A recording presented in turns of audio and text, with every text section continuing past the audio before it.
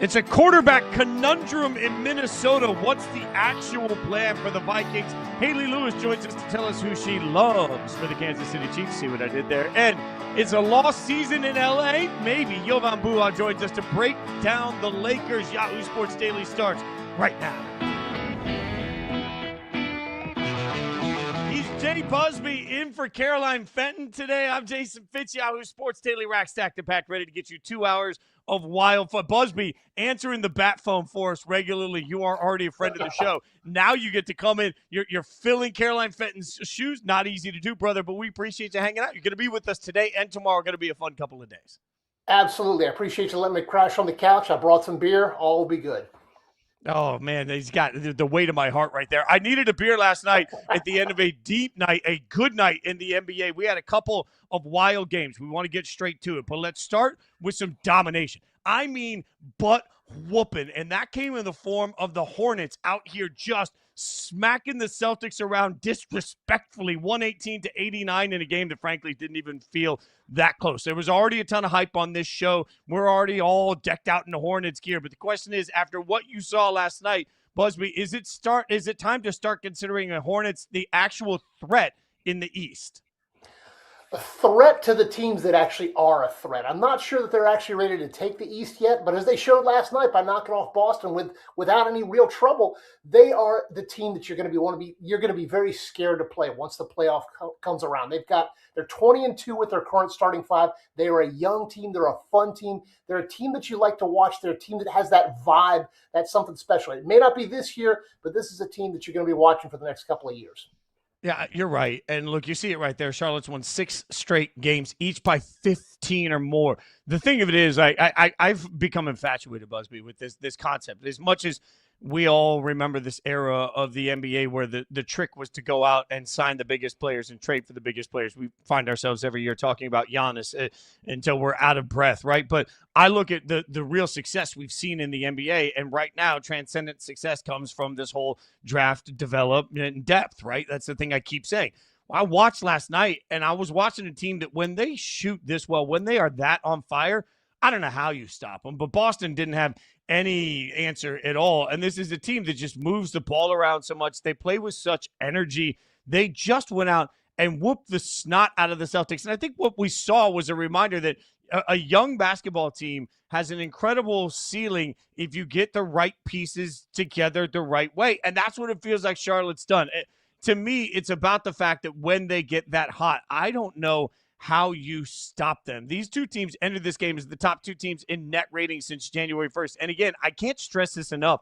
The Celtics got worked. They got taken behind the shed, and they got embarrassed. I try not to put too much weight in any one regular season NBA game. But when you're talking about the second day of a back-to-back for both of these teams, you're talking about some travel difficulties for Charlotte. They didn't even get in until around 4 a.m. They had a quick turnaround. They come in, and they play with legs like that.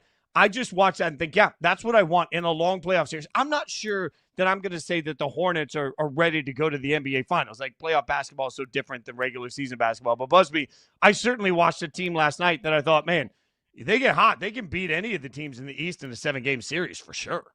Yeah, and I'm not sure that's what I wonder about is how long they can stay hot, how long they can deal with that kind of playoff pressure, because you're playing with house money when you're a young team with that kind of energy. It's the expectations are not on you.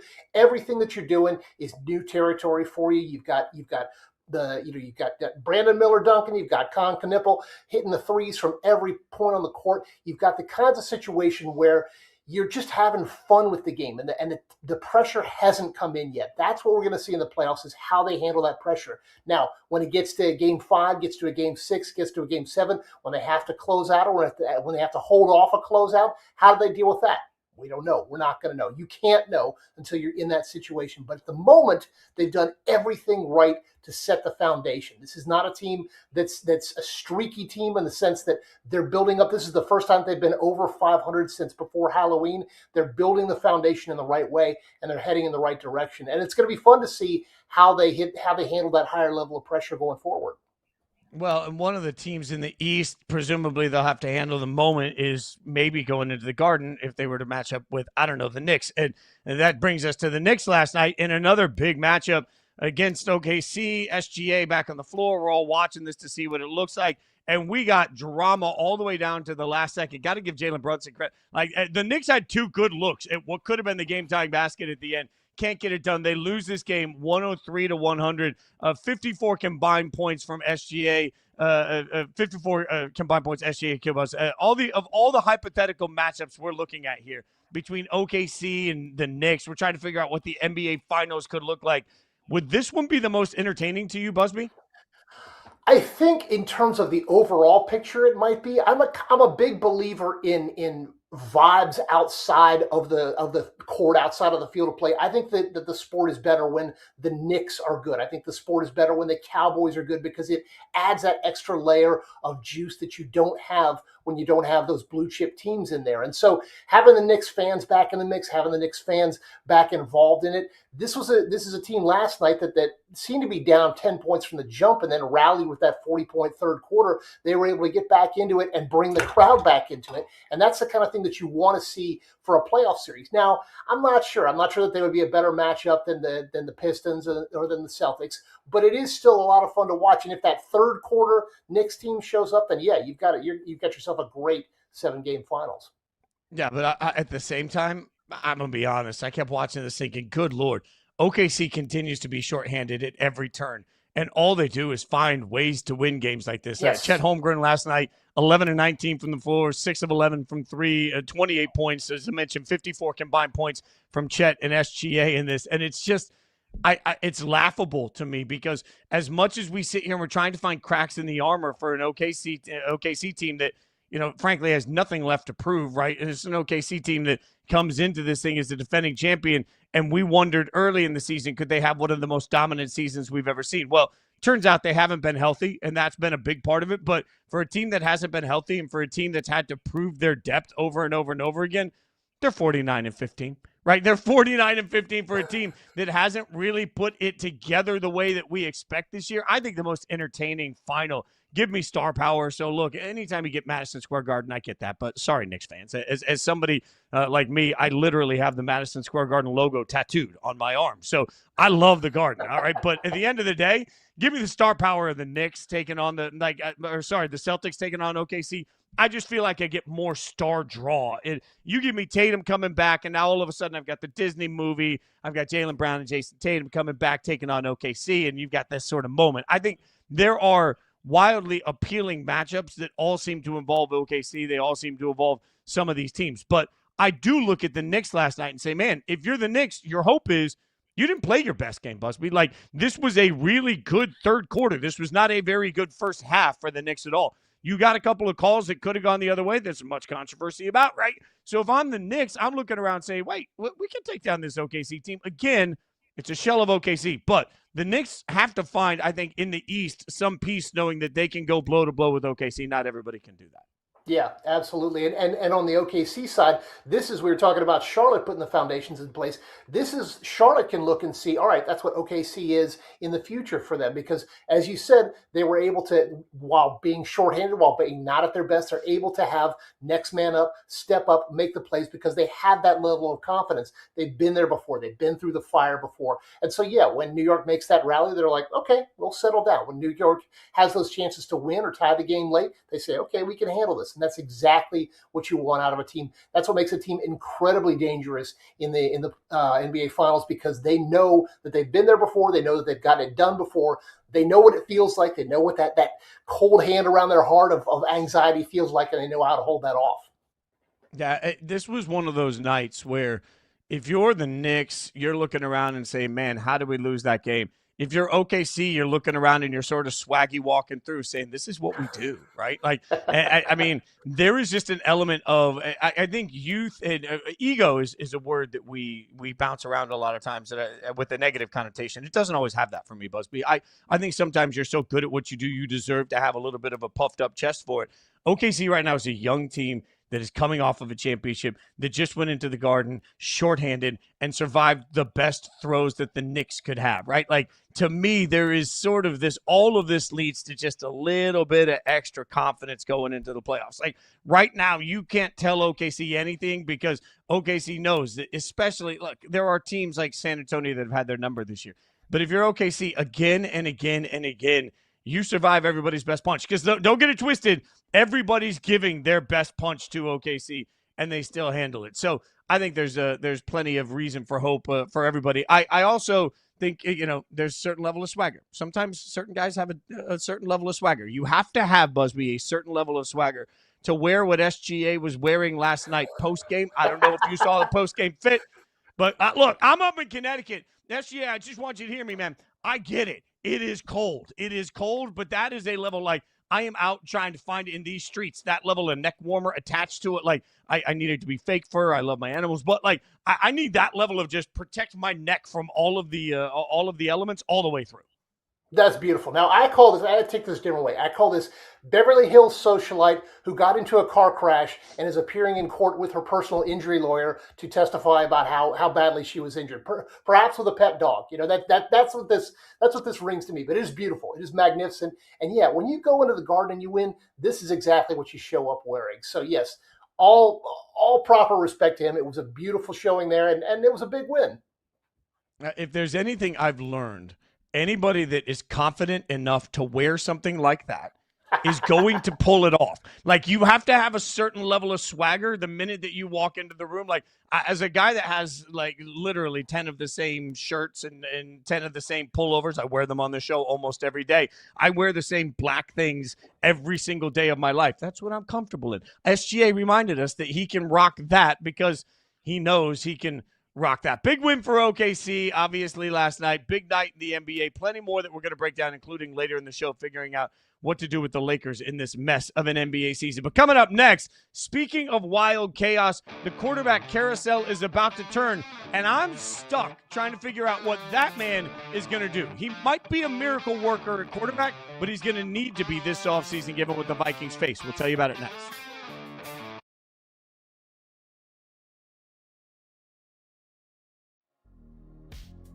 Who's the dream fight? Like, who's the final boss for you? Nyla anyway. Yeah, that's the one. Yeah, I feel like he's the guy. What a freaking fight that would be. Yeah, that would be amazing. How far away do you think you are from this, like, maybe being a thing? I would say maybe a year. Yeah. Maybe just a year away. Yeah, it's the right dream there. to try to, like, get more belts so that entices him to come after you? Okay. 100%. He's going to get a wake-up call fighting a guy like me. And Kenneth Walker wins Super Bowl MVP. The way he's kind of molded his game to work for him has been fun because it's such a hard turn from where he started. Sometimes it feels like a more dramatic version of like how Le'Veon Bell used to run the ball, how Le'Veon would stop and wait and see things open. But Le'Veon, like, he was hugging the ass of his centers and his guards. Kenneth is he's like step back so he can see the whole picture open up. And then when it hits, he's off. The Sixers, to me, are the biggest loser of the trade deadline. You get these middling picks for Jared McCain, one of your most promising young players, to duck the tax. Just a joke. If I'm a Sixers fan, I'm infuriated. The Sixers, losers this trade deadline. It's just so disappointing for Philadelphia, man.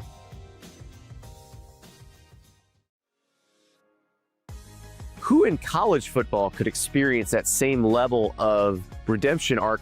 And I was thinking, we've actually kind of seen it a little bit in the past. I'd say Jaden Daniels did. Remember when his teammates were like throwing his things out of his locker and talking trash about him when he left Arizona State, and then he goes and wins the Heisman at LSU? It was a little bit of a turnaround. I wonder what those guys are doing now.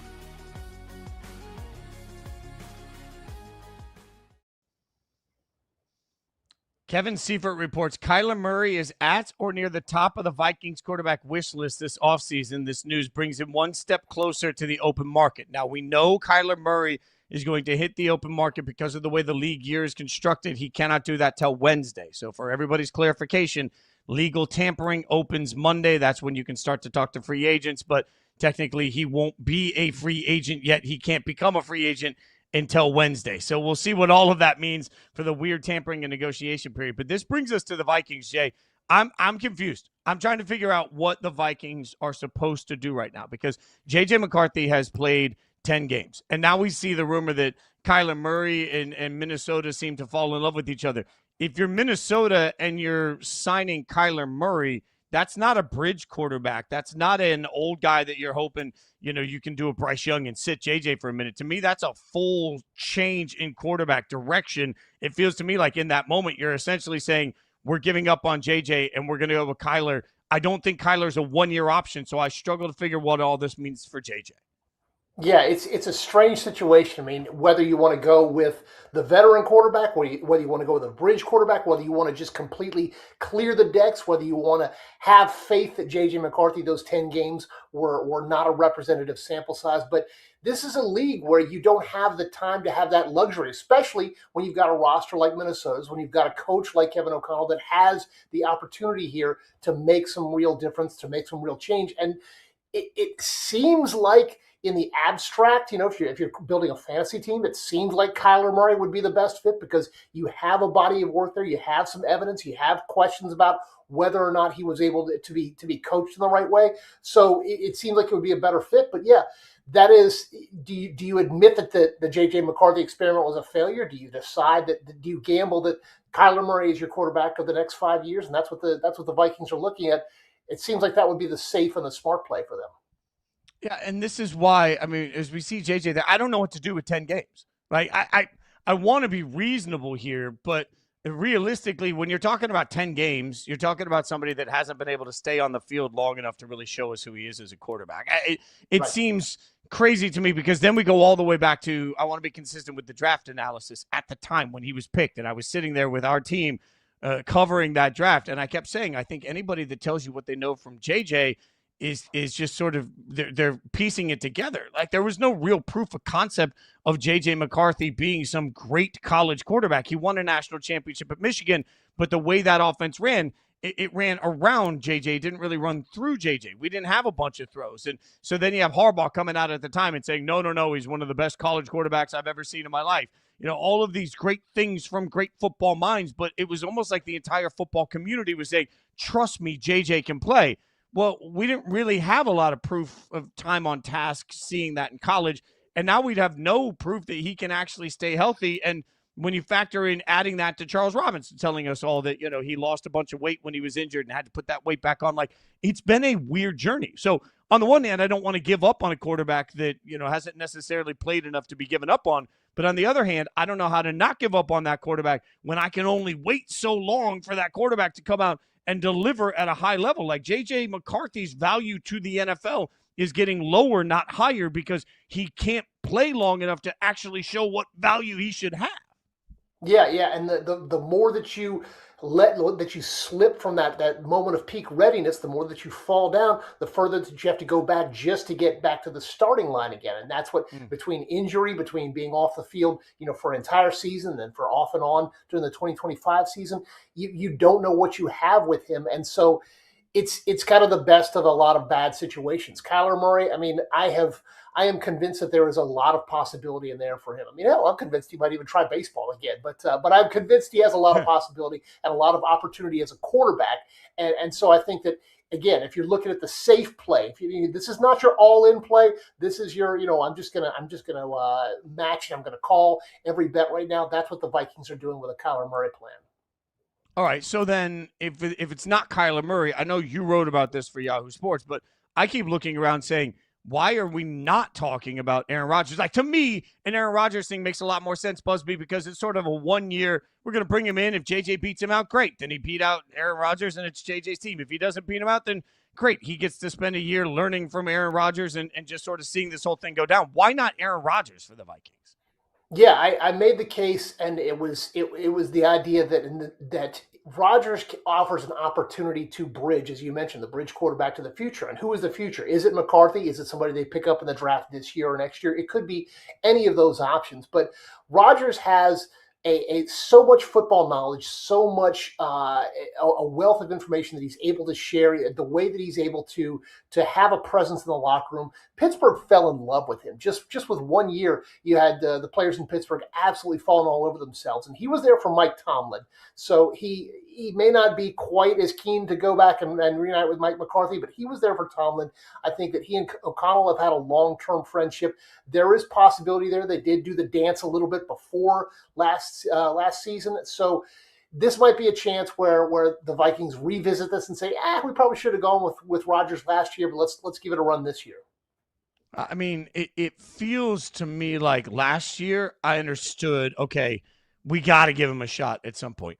Now you're really at that, or get off the pot time, right? So I think there's a little bit of a difficulty for me in trying to make it all make sense, for Aaron Rodgers there, because realistically, if I'm the Vikings, I need to get an answer on J.J. McCarthy, but I also can't go through another year with Justin Jefferson being as unhappy as he rightfully so was for a team that I think is in their Super Bowl window. I still think the Vikings have a shot at the Super Bowl. It's just a matter of, can they get the right quarterback in place? If you're Aaron Rodgers, would you rather go to Minnesota or would you rather go rejoin Mike McCarthy and do the thing in Pittsburgh again? I think you got to go with Minnesota because, as you mentioned, the Super Bowl window is a lot more wide open. You've got the opportunity to throw to Justin Jefferson. Why would you not take that opportunity? This is a situation where you've got all of the pieces in place and you just need that one centerpiece to make it go. We're going to hear over the next couple of years a lot of comparisons to Seattle and the way that they managed to put that one last piece there at quarterback to get them over the hump and get them that Super Bowl win this year. I think that Minnesota may not be that far down the road, but they may not be too far behind them in the sense that if you have the right quarterback in place, then you can go a long, long way. Does Rodgers still have the ability to be that quarterback, or are we kind of diluted with a 2011, 2012 sort of Aaron Rodgers memory? I don't know. That's the big question. But yeah, I think if you're looking for going distance to the playoffs, Minnesota offers you the best chance to do that over Pittsburgh. To me, the one name that we haven't mentioned in this Vikings conversation that I still think makes sense is Kirk Cousins, right? Like, I still believe Kirk Cousins back to Minnesota is kind of the most logical piece here because you know that exactly what you're getting. I love when an organization and a player already know each other. When you're not talking to your friends that are coaches, you're not talking to league circles, you're just talking to people you already know. I still like KOC combined, obviously, in this situation with Cousins. And it comes back. Everybody, it's kumbaya. Cousins understands the assignment from the day he walks in the building. JJ's probably a little more comfortable because he already understands sort of what Cousins is meant to the organization. It just feels to me like Kirk Cousins, who, look, I'm not trying to say Kirk Cousins and Aaron Rodgers belong in the same sentence, but right now, they kind of do. Like, not the body of work, not who they've been, but who they are moving forward. I'm not sure there's a huge demonstrable difference at this point between who Kirk Cousins is going to be this year or who Aaron Rodgers is going to be this year. So if I had the choice for the Vikings, I'd actually rather have Kirk because I know exactly what I'm getting. I know exactly who I'm getting, and they know exactly what I want from them. Yeah, Kirk Cousins, I'm in Atlanta, and Kirk Cousins obviously has had quite the career detour here in Atlanta. But if he had the opportunity to go to a place where he was wanted from the jump, where he didn't have a quarterback drafted a month after he arrived, if he knew from the start that he is here for a very specific purpose, to shepherd the team into its next era, then yeah, I think it could be a really beneficial situation for both of them, for Cousins to wind down his career and for the Vikings to move on to the next phase. We did get a significant move yesterday, speaking of moves in the NFL. We got one from the Patriots, all right? Stephon Diggs, not going to be a New England Patriot. So the team has let him know that they're going to move on from him. This is interesting because I saw a couple of reporters that I think are really tied in and do a good job with the Patriots, stressing the fact that the Patriots seem to be approaching this offseason not like a team that just came off of a Super Bowl, but like a team that understands that they are still in the beginning process of building the foundation of who they're going to be. I see Stephon Diggs get let go, and it sort of speaks to that. But also, I've got a young quarterback in Drake May. This is my hill I will die. The flag I will constantly plant, Busbee, is very simple. When you have a young quarterback you believe can be the future of your franchise, you surround him with as many weapons as possible from day one to let him grow. I understand Drake May's probably already grown to a spot where he doesn't necessarily need Stephon Diggs, but I don't know. I don't like that wide receiver room getting thinner around a quarterback that I believe absolutely can be a superstar in this league. I still want to see talent around him. I'm not sure what they're doing at the wide receiver position. Yeah, I think you're exactly right in the abstract. I think this is a case where you have to look at the particulars between the salary cap and the potential legal issues for Diggs. Both of those combined Fair. made it untenable. But there are players out there that they could grab. Potentially AJ Brown, DJ Moore, Alec Pierce out of Indy. There are options available. But I agree with you. They've got to get people that they can trust, that they can rely on, and that Drake May is able to know that they have his back in every situation. Because you're right, that's exactly the right way for the Patriots to play it. Not to be like, all right, well, we were almost there. Let's just keep on doing what we're doing. To almost be like, well, we got a little ahead of ourselves. We jumped a little ahead of schedule, but we need to still stay on the same 3 to 5 year progression plan so that we are permanent Super Bowl contenders, not just one-timers. It also has to, at some point, right or wrong, it has to speak to the way the league views any player. When you are as talented as Stephon Diggs is, nobody's ever questioned that, and you are now in a situation where you're going to be playing for what, your fifth team? Is it the Vikings, the Bills, a short stint with the Texans, obviously, and the Patriots. So he's going to be entering his fifth team at this point. Players as talented as Stephon Diggs in the modern NFL, the league will forgive a lot, and the league will bend over backwards to try and keep super talented players in their locker room. I do think that it is at least a statement the league is making that he's gone from the Vikings, the Bills, to the Texans, to the Patriots, to now coming off a 1,000-yard season, right? Coming off an 85-catch, 1,000-yard season with the Patriots, where they don't have a lot of other clear-cut answers as their number one wide receiver. They are comfortable letting Diggs go. Part of that, legal issues, I think you probably make a fair point, but it has to speak to something to me that now we've seen functional organizations, not dysfunctional. The Vikings and the Bills are functional organizations. The Patriots now are a functional organization. They've all looked at it and said, thank you, sir, for your service, but we're going to let you walk away. That, to me, is a statement. Yeah, and not only that, I mean, we're not talking about the Los Angeles Dodgers here. They have to focus on the salary cap. That has to be an issue. That has to be a concern. Otherwise, teams could just consolidate an entire fantasy lineups worth of receivers. But yeah, it is fascinating which players are able to stick, which players are not able to stick, which players. Getting into the whole idea of locker room headache and locker room glue guy and that sort of thing, it's always a little dicey for those of us who are not actually in the locker room. That can sometimes be a really quick answer to a more complicated question. But yeah, the fact that the Patriots, to me, the fact that the Patriots have done everything well in the Mike Vrabel era to this point gives me confidence that they know what they're doing. I'm willing to extend them some trust that, yeah, this might not make sense on the surface, but they have a larger plan. They have earned that level of trust by going as far as they have in such a short time. Look, I want to see teams with young quality quarterbacks be aggressive at the wide receiver position. I've said that. But I want to see the Patriots particularly. What I don't want to do is wake up and have the Patriots be another iteration of the Bills where they just constantly roll the ball out to Josh Allen and make him do all the heavy lifting.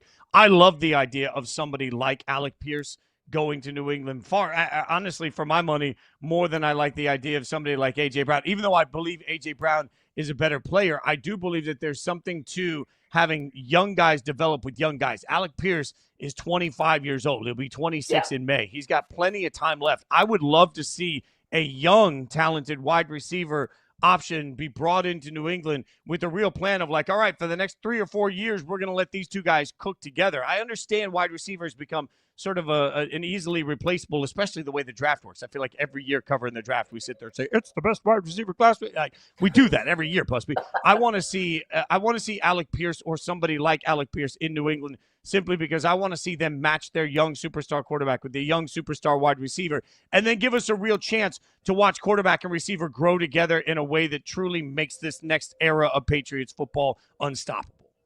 I mean, if only there was an example in New England of a quarterback and a wide receiver, having that kind of alignment. I can't think of any examples of that happening in the past where the quarterback had a favorite target that he went to time and time again, or maybe even 2 or 3 favorite targets over the course of his time in New England. So yeah, that's exactly it. That's what you want. You want that kind of bonding between quarterback and wide receiver. And yeah, you get a couple of young guys at the start of their primes. That's the kind of thing that's going to make Bills fans very, very nervous. Yeah, it's interesting to see how this plays out, and we're going to have to wait to see how this plays out. But we'll get answers in just a few days, and we will have you covered all across the Yahoo Sports Network for every ounce of the free agent frenzy that is about to come. Speaking of frenzies, the NHL is about to have their own frenzy. Not only do we have a bunch of games truncated together, we also have trade deadline drama all over the place. We'll break some of it down next.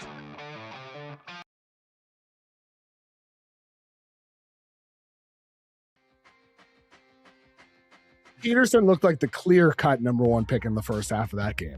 He looked like the clear-cut number one pick. The fluidity on the floor, the ease in which he moved off ball defensively, creating havoc.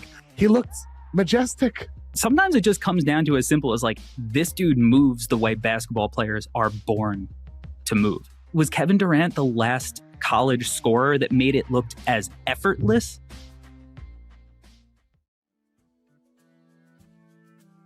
Did you go to the casino after the fight? Hell yeah. How'd you do? We're up.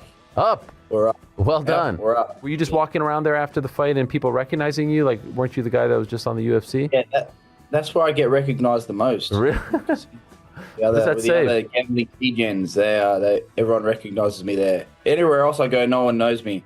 But if I go there, everyone points me out.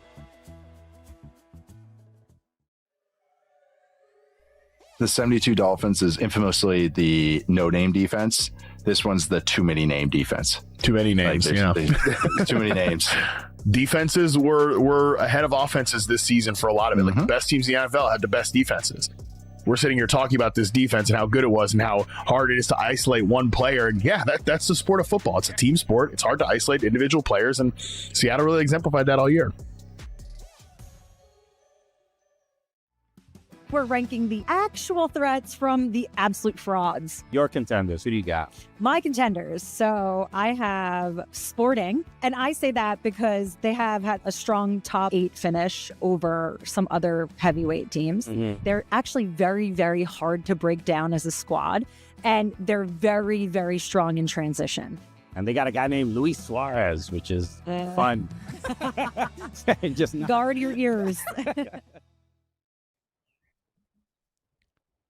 Kings emerge as betting favorites to land Team USA captain Auston Matthews at NHL trade deadline. That from Arash Markazi yesterday, and it has me laughing. I'm literally I am laughing right now. We're bringing on Michael Traikos, managing editor of the Hockey News. Michael, I'm going to paint a picture for you, all right? Last night, I'm at an AHL game. I'm at the Hartford Wolfpack game last night. I got a buddy that worked with me for years at ESPN sitting right in front of me, lifelong diehard Maple Leafs fan. And he turns around and he said, if you waste a second talking about Auston Matthews getting traded, I am going to fight you. Now, obviously, we didn't fight, but this just speaks to sort of how Toronto fans feel about this. I'm not sure where this got so much momentum. Do you see any situation where one of the best players in the world is suddenly shipped away from Toronto for this trade deadline? Not this trade deadline, and thanks for having me on, guys. But, Matthews is going to get traded. And whether it happens this summer or next year's trade deadline or the following summer, there's no way he is going to finish his contract in Toronto. And there's even a slimmer chance that he gets re-signed by the Toronto Maple Leafs. And it's a matter of when, not if. And that when's not going to be this year's trade deadline, unfortunately. I think if you're the Toronto Maple Leafs, you're probably looking at some smaller fish that are going to get dealt. Guys like Scott Laughton, Brandon Carlo, maybe Oliver Ekman-Larsson, and maybe a Bobby McMahon. But, Auston Matthews has been a Toronto Maple Leaf for the better part of 10 years, and he hasn't advanced past the second round of the playoffs. That's not necessarily Auston Matthews' fault, but when you look around, or if I'm Auston Matthews looking around, this is a team that just lost Mitch Marner in the summer. That's going to miss the playoffs for the first time in Matthews' tenure in Toronto. And it doesn't look like things are going to get that much better for Toronto in the subsequent years. So if I'm him, I'm already surveying the landscape. And who knows, maybe Arash Markazi is correct. Maybe it's going to be LA, but it's not going to be on Friday, guys. How do you sell this to a fan? Like, I'm old enough to remember as a kid when Gretzky was traded to LA, and I understood what that meant to everybody. Toronto fans have waited so long to try and find their way back into the Cup conversation. They're not good enough, but they have one of the best players in the league. How do you sell this to Toronto fans if and when you eventually have to ship away one of the stars of the NHL? Yeah, it's not something that if you're a Toronto fan, you want to stomach, because like I mentioned, it was hard for Leaf fans to bid farewell to Mitch Marner and not really get a replacement for him. And, Auston Matthews, ever since he was drafted in 2016, he has been the golden goose for the franchise. Like, he's already at the top of the list when you're talking about most franchise records. And he's going to go down as arguably the greatest goal scorer to ever play in a Toronto Maple Leafs jersey. So to your point, it's not going to be an easy one. And, maybe the comparisons to Gretzky sound lofty, but really that's what Matthews has been to this franchise. At the same time, this isn't a Toronto Maple Leafs want to, part ways with Matthews. This is a, looking around at Matthews' contract, which, there is a limited time that you have him left in a Maple Leafs jersey. And if you don't think he's going to re-sign, and why would you re-sign with the Toronto Maple Leafs if you're Auston Matthews? This is not a team that looks like it's going to be a Stanley Cup contender. You're not going to lose him for nothing. You already lost Mitch Marner essentially for nothing. So similar to what Vancouver had to do with Quinn Hughes and really tear off that Band-Aid and say, okay, it's either we lose Quinn Hughes in a couple years or we try to get as much for him as possible. I think that's a scenario that GM Brad Treliving or whoever's running the ship in the offseason is going to have to look at him when it comes to a guy like Matthews, because you trade him, you could set yourself up for the future real good. But, right now, he doesn't help you, get closer to that goal of winning a championship. Michael, I'm not going to lie. You called us strong coming out of the gate there with that Auston Matthews take. And so I love it. That's exactly what we want to hear. But kind of spreading out on a little bit larger level from a journalistic perspective, how do you as an insider separate these kinds of stories from the ones that have some merit to them to the ones where someone's just trying to gain the prediction markets there? How do you find the nugget of truth, and how do you throw out the garbage as an insider? Yeah, well, obviously, there is no nugget of truth that Auston Matthews is going to get moved at this year's deadline. I think if that happens, it will catch the entire hockey world, if not the sporting world, by surprise, because, everything coming out of his camp and everything coming out of the Leafs doesn't suggest that he's going to get moved this year. But when you're just looking ahead and you're kind of surveying the landscape, and we haven't heard of anything where Auston Matthews has flat out said, I'm not going to sign. But, you read the tea leaves, guys, and it doesn't take a hockey, expert to see that this Toronto Maple Leafs team is not going to be positioned to be a Stanley Cup threat next season. If anything, this year's, stumble down the standings and missing the playoffs. And let's not forget, this is a team that doesn't have a first round pick in the draft. So you're going to miss the playoffs. You're not going to get a first round pick. And next year, you're not looking like, this is a team that's going to be able to take that step where you faltered this year. So, what are we looking at here? Matthews has got another couple years on his contract. Why would you think that, this is a guy that's going to re-sign? He came back from the Olympics, guys, and, this is a guy who captained U.S. to a gold medal. And in his first game back in front of Toronto fans, he gets half booed, half cheered. He gets questioned about why he's visiting the White House. It doesn't take an expert to say, why the heck would this guy want to stay around? So, I'm not going out on a limb to say that, the Leafs are going to have to prepare for a future that doesn't include Auston Matthews. And, the question is, if that's the case, then what do? You try to get the most value for him. Yeah, I mean, you certainly rocked the city of Toronto to its core with that one. But let's dig in a little bit on maybe some less hypothetical and then some more actual. Let's start with, let's say the Flames, Nazem Kadri. Where do you see him ending up once the trade deadline settles? I think all signs are pointing to Colorado, guys. And, obviously Kadri was a part of that Colorado Avalanche team that won a championship, I think, back in 2022. That seems like the natural fit for him. He can slide in either as the second or third line center, whether you have him ahead or below Brock Nelson. But, for the Colorado Avalanche, they know exactly what Nazem Kadri brings to the table. I think, when we talk about trade deadline moves and those big moves, a lot of it is how do you integrate a player into the roster? And, there's a lot of kind of moving pieces, and guys have to, some guys who are maybe the second line center now have to move down a spot. I think with Kadri, you don't have to worry about shaking up the dressing room or disrupting anything. You know what he is, you know what he brings.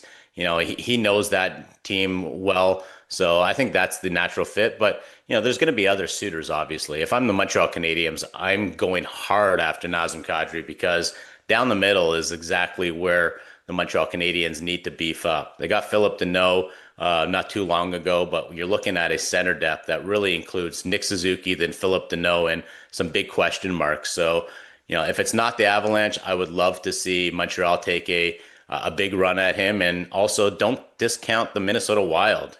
Both teams, the Wild and the Colorado Avalanche, are battling, kind of neck and neck in the standings. And I think at this deadline, they're also going to be competing. All right, so let's stick with centers. Blue center, Braden Shen. Who out there do you think is a perfect fit for that former Stanley Cup champion? That's a tough one. And, Braden Shen's not the Braden Shen that won a Stanley Cup back in 2019, guys. He's got a lot more years now on him. He's still signed for $6.5 million for another couple years. So you're not talking about a pure rental. But this season, he's been kind of underwhelming. 12 goals, 28 points. And that being said, in the right spot, in the right role, I think Braden Shen can be a perfect third-line center for a team that's got Stanley Cup aspirations. And I think if you miss out on a guy like Nazem Kadri, I think Shen might be the second guy that you're looking at. If not, we're going to talk about Vincent Trocheck, but, there's a number of centers out there right now, and it's almost like it's like dominoes falling. You miss out on Kadri, all right, you get Braden Shen. You miss out on Shen, all right, who's the next guy up? All right, so let's keep some of those dominoes moving here. Sticking with St. Louis, Robert Thomas, Colton Parayko, both of them in trade discussions. Where do you see those two ending up, if anywhere? Yeah, those ones are kind of interesting because we're talking about guys with a lot of term left on their current contracts. And, we keep hearing Buffalo. And Buffalo, it sounded like they were real close to, making a trade for Robert Thomas. Now this morning, as we're talking, it sounds like Colton Parayko might be on the way there. And this is the giant asterisk attached to both players, if Colton Parayko is willing to waive his no-move clause to go to Buffalo. And, when you've got that much term on your contract, it's not like you're just joining a team for the stretch run of the playoffs and you can say, okay, say to your wife and kids, all right, I'll see you in a couple months. I'm just going to Buffalo to play hockey. Like, this is a decision that's going to carry Colton Parayko for the next 4 years, including this one. So, it's a difficult one. And if I'm on the Buffalo Sabres, it makes sense to grab one or both of these guys because they're so good. Parayko would add a lot to their defense. Obviously, that's already a deep defense with Rasmus Dahlin and Owen Power. It's a big defense as well. And Parayko's obviously not a small-sized defenseman by any stretch of the imagination. So if Buffalo gets them, and I really hope they do, they're 2 points out of the first place, just back of the Tampa Bay Lightning by 2 points for top spot in the Atlantic. That would give them a heck of a push to not only make the playoffs, but make some noise in the playoffs, which we haven't seen happen. And it feels like forever. I think it's like 14 years and counting right now. So I would love for Buffalo to land one of those guys. It's just a matter of, are those guys willing to spend the next, few years in a city like Buffalo, which, I don't know where you guys are from, but Buffalo is a sneaky good hockey market. There's a reason why a lot of NHLers end up retiring there. So it gets sort of a bad rap around the league, kind of jokes about it, but I had a great time covering hockey there. One of the strongest NHL markets. You mentioned Vincent Trocheck earlier. Who makes the move? Where's he end up? I think Carolina is the fit for Vincent Trocheck, guys. He spent 3 years there already. You look at the way that Rod Brindamore coaches the Hurricanes, Vincent Trocheck would slide right in there and not have to worry about, is he going to be a good fit or not? He was so instrumental in that U.S. gold winning team. There was a reason why the PK didn't allow a single goal all tournament. That was Vincent Trocheck, winning faceoffs, killing penalties. I think in New York, he's been underwhelming, but, on a team that is as deep as the Hurricanes, where you can slot Trocheck in as a third line center, get him killing penalties, I think it's just such a natural fit. So, that's the team that I'm looking at in terms of, where he ends up. Follow Michael on social media, Twitter, X, at Michael_Traikos. Also, stick with the hockey news to get you caught up on everything you need to know. It's going to be a chaotic 24 hours. Michael, we appreciate your expertise, your breakdown. Thank you so much for your time this morning, my friend. Hey, thanks so much, guys. Let's hope they save some trades for Friday. Oh, that's fair. We'll try and spread it out over a couple of days if we get that sort of power. All right, coming up next, is there another reclamation project in the NFL that can actually be the next Sam Darnold? The answer will surprise you.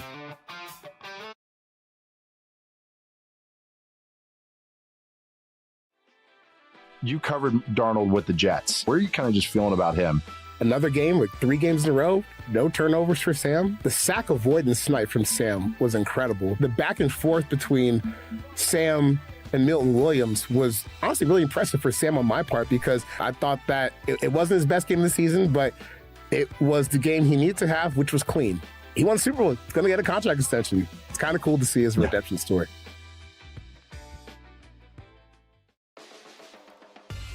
What was it like being at MSG? Like in the back, the locker room? Like, could you feel that it was a little different? It's a total different experience from being there as a spectator to actually being there backstage and all of that stuff. Total different experience. I was so tuned into my fight. I don't even think I was looking at the referee. I'm just there, just kind of just like looking down. I'm listening to what he's saying.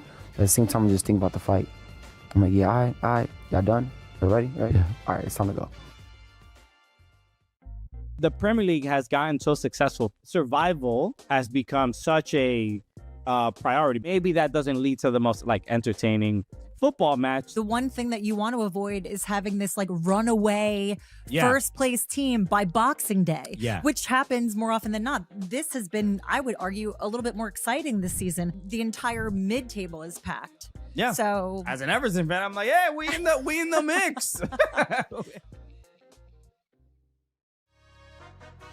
For Clippers fans, I just feel bad, Tom. I mean, I feel bad. It's always something with the Clippers. It's always something. And then, you know, the year begins and the whole aspiration thing, and then the team sucks. And then they start winning and they make a run and they're in the play-in and the playoffs are ahead. And then this all happens. James Harden does it again. He asks for another trade. Sam Darnold is going to go down as one of the great comeback stories in NFL history. Being traded by the Jets, let go by the Panthers, back up for the 49ers, given up on by the Vikings. Now a Super Bowl champion with the Seahawks. From a bust to a starting Super Bowl winning quarterback. It is just a reminder that one man's trash is another man's treasure so often in this quarterback carousel. And the fact is, it's getting tougher and tougher to just draft guys. There are less options available for so many teams that you see more opportunities for reclamation projects. So in your mind, Busbee, when we start talking about the reclamation of Sam Darnold, which follows a bit of a trend, right? We've had a few quarterbacks. Geno certainly had more success when he left the Jets. Baker is a great example. Like, there's been just enough of them. When you look around, is there somebody that stands out to you right now that can be that next Sam Darnold for somebody? J.J. McCarthy. I'm going off script here. I'm taking J.J. McCarthy in 2028. He's going to be a reclamation project. He's going to win somebody in the Super Bowl. No, in all seriousness, I mean, he does kind of fit the mold, doesn't he? But let's talk like here and now. Here and now, I like Mac Jones a lot. This is a guy who had a lot of college pedigree. He had a lot of skills. He was not in the right situation early in his career. He is in the right situation now in San Francisco.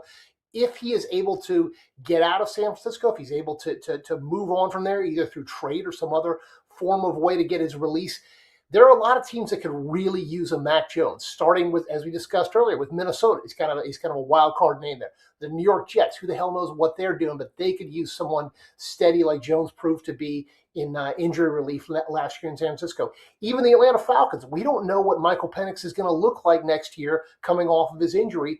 Mac Jones could be either a good bridge or a good replacement. So, yeah, my reclamation project, Mac Jones. And I love the call by you. I don't think the 49ers are going to let Mac Jones out of the building this year, even if they're offered a trade for him, because simply they need the security. Brock Purdy is simply not reliable to start a whole season so far. So, having somebody there when you're the 49ers makes a lot of sense. I like the Mac Jones call also because he's coming out of Shanahan's offense, and that seems to be part of the reclamation. one thing that I think sometimes, Jay, we forget is that when we look at that resume for Sam Darnold, part of what's I think a lot of us forget is that KOC, who's a noted and accomplished quarterback whisperer in the NFL, is one of those coaches that let Sam Darnold out of the building. That's why, to me, even when you talk about Mac Jones, who I believe has a real opportunity with better coaching in the right system to maybe be successful, I just struggle right now to find another Sam Darnold. It takes so many people getting it wrong and one person figuring out the way to translate their love language. And look, I've said this for years, Jay. You know my musical past, right? But I've said this for years. I couldn't play bluegrass to save my life. So I'm not a bluegrass fiddle player. I never was. If you'd have walked up to a band like I sat in with the bluegrass band, you would have said, that fiddle player sucks, right? Because I wasn't good at that. If you walked up to a rock country band that was playing and you're like, man, that fiddle player is unbelievable. Same guy. It's just what I'm being asked to do is wildly different. I say that because I think sometimes we forget for quarterbacks, what you're being asked to do and how you're being asked to do it is such a huge part of how and why they're successful. So for me to find a reclamation project, I got to believe not only that there's a quarterback that has it in him, I got to believe there's a coach that's smart enough. I got to believe there's a coach on the same level as Shanahan to get the most out of him. I've got to believe that there's a coach out there that understands the love language translation for a Geno or for a Kyler. And part of me to that, the things you have to stack here, you have to be willing to be coached. You have to be willing to be developed. You have to be willing to change some of the things that have gotten you where you are, because you have to be willing to accept that you are where you are because at some core level, you failed. Then you have to have a coach that can see that and figure out how to talk to you in a way that makes you better at the things you need to get better at. When you stack all of that up, I just have a hard time. Kyler Murray wants to be a playmaker. I've heard repeatedly smart quarterback people in the last 72 hours tell me over and over and over again, Kyler Murray believes he's a playmaker. That might be part of why he's not successful in the NFL right now. Is there a coach right now that can bring Kyler Murray in and suddenly teach him how to just execute the offense that's right in front of him and be a boring quarterback play in and play out that barely uses his ability to create until that foundation is rebuilt in a way that makes it sustainable? You see what I'm saying? So, to me, the concept of, we'll just find a Sam Darnold presumes that I've got somebody as coachable as Sam. I've got a quarterback that really had it in him that's been blown, that just every other coach has blown it with him. And I've got a coach that can make all of that happen. When I stack all that together, I'm just not sure there's a reclamation project that really exists in this year's class. Yeah, there's only a finite number of players that fit, or of situations, I should say, that fit that category. Player with talent, coach with the ability to unlock that talent, and then contract or roster availability to get all that meshing at the right time. What is fascinating to me is the fact that a Sam Darnold actually exists. The idea that you can have this kind of guy who starts here when he gets drafted, plummets down to the basement, and then makes it all the way back up to the top of the mountaintop, because that historically has not been the case. You get your chance, and if you blow it, you're out and you're selling insurance or something like that, and that completely out of the league. It's the kind of situation where you look at someone like, say, Patrick Mahomes, and this has been a comparison made many times before, but what if he hadn't ended up with the Chiefs? What if he had gone to the Jets? What if he had gone to the Bears back in the mid-2010s? What happens then? And nothing good, I think, is the answer to that. So the fact that you have these moments come together is what makes them so rare, is that rare alchemy of everything aligning at the right time. And you can't force it, because Lord knows that doesn't work. But it's going to be fun to see a lot of teams try to bring out the new Sam Darnold, and a lot of teams are going to fail at it. That also we have to acknowledge. And look, I'm taking nothing away from Sam Darnold. I have to caveat that, because when this gets aggregated, people yell at me. I'm taking nothing away from Sam Darnold. It is also fair to say that the Seahawks defense was absolutely otherworldly dominant. And it's also fair to say that Sam Darnold went into a situation where he had what looks like he's one of the top 3 wide receivers in the NFL in Jackson Smith and Jigba. It's also fair to say that two-headed monster at running back that they utilized incredibly efficiently all year with Kenneth Walker III and Charbonnet, that was an incredible backfield that helped Sam Darnold. It's also fair to say Clint Kubiak is a head coach because he was able to call plays that people find so imaginative that he was able to take advantage of all of these weapons that they have. When we start talking about, can the Jets find their Sam Darnold? I guess my follow-up question is, do we think that Aaron Glenn has brought in the minds that it's going to take to mold the next Sam Darnold? Oh, and also, do they have the Jackson Smith and Jigba? Do they have, and maybe you believe Garrett Wilson and Breece Hall can combine to be those things. Maybe you believe that there's enough pieces around it, but you need the organization to do every single thing right. Like, even when we look at Baker and the success that Baker's had, well, Dave Canales has turned out to have success as a head coach away from Baker. Liam Cohen certainly figured out how to unlock things in Trevor Lawrence we've been waiting for. So I think there are elements of it where you look at it and say, okay, do you have it? Will this reclamation project, wherever he ends up, will he have a Mike Evans? I think that's why we like Minnesota so much as a home for a reclamation project. But then I got to say, again, loudly, KOC let Sam Darnold walk. So one of the people that we're trusting can save a quarterback's career is the same person that mismanaged the quarterback position this very season, costing his team a spot in the playoffs. It's madness to me.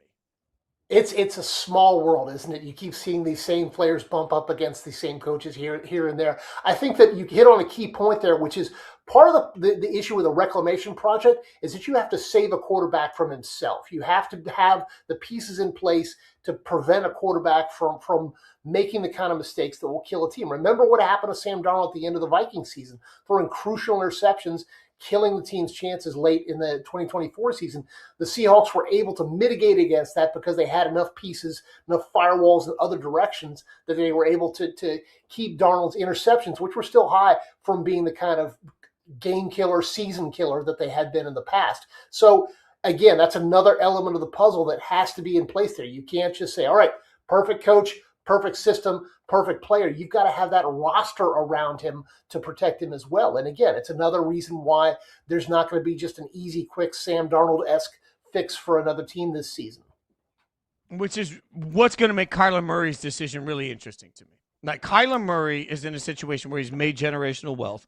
His contract this year will be mostly paid by the Cardinals. So he could go somewhere and he can make it cost effective and he could be a reclamation project. If he wants to do that, though, he's got to go somewhere that can actually reclaim his career. Like, he might make more money and have more opportunity, for example, in Miami. He might make more money and more opportunity with the Jets. I don't believe that those types of teams can help turn around Kyler Murray's career. There's very few coaches in the NFL that I think are actually brilliant enough to really turn somebody around. Like, he'd almost have, in my mind, if Kyler Murray really wants to change the entire narrative, he needs to make a Mac Jones-like decision and decide he wants to be a backup somewhere for a minute and just figure this whole thing out and then come bust out on the scene. But that also takes a swallowing of pride and ego that is absolutely huge. I don't know that I could do that. So I don't think there's an easy answer. It's easy for us to look at it and say, can Kyler be the next Sam Darnold? But depending on the situation he chooses for himself next week, I think he plays a huge role in whether or not from day one walking in the building, he'll even have a shot at that sort of a career turn.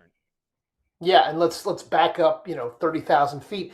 There's a reason why teams have quarterback needs, and it's not because they've been successful and coming off deep playoff runs. There's a reason why teams are looking for quarterbacks to save them, and it's not because they've been having a lot of recent success.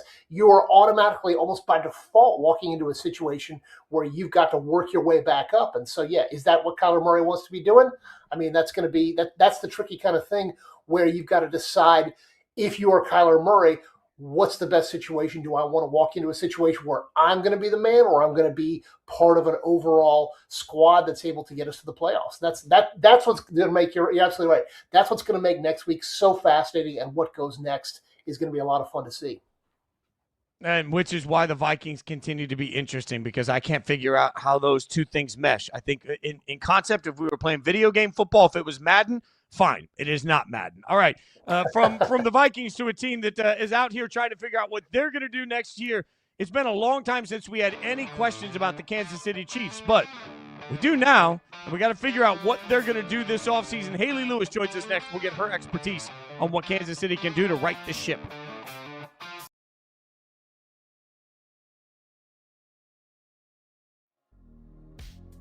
Who's the dream fight? Like, who's the final boss for you? Nyla Inoue. Yeah, that's the one, huh? Yeah, I feel like he's the guy. What a freaking fight that would be. Yeah, that would be amazing. How far away do you think you are from this, like, maybe being a thing?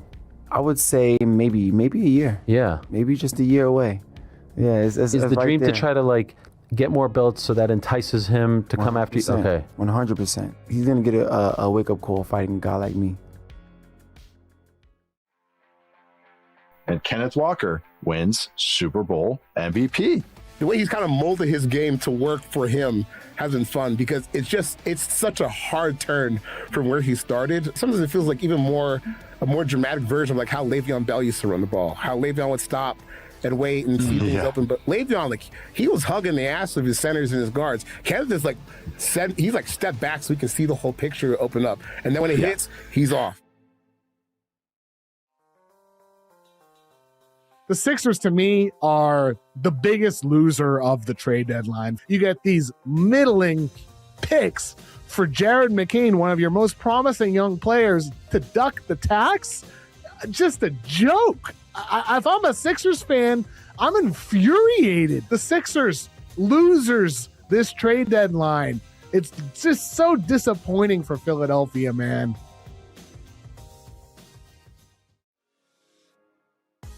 Who in college football could experience that same level of redemption arc? And I was thinking, we've actually kind of seen it a little bit in the past. I'd say Jaden Daniels did. Remember when his teammates were like throwing his things out of his locker and talking trash about him when he left Arizona State, and then he goes and wins the Heisman at LSU? It was a little bit of a turnaround. I wonder what those guys are doing now.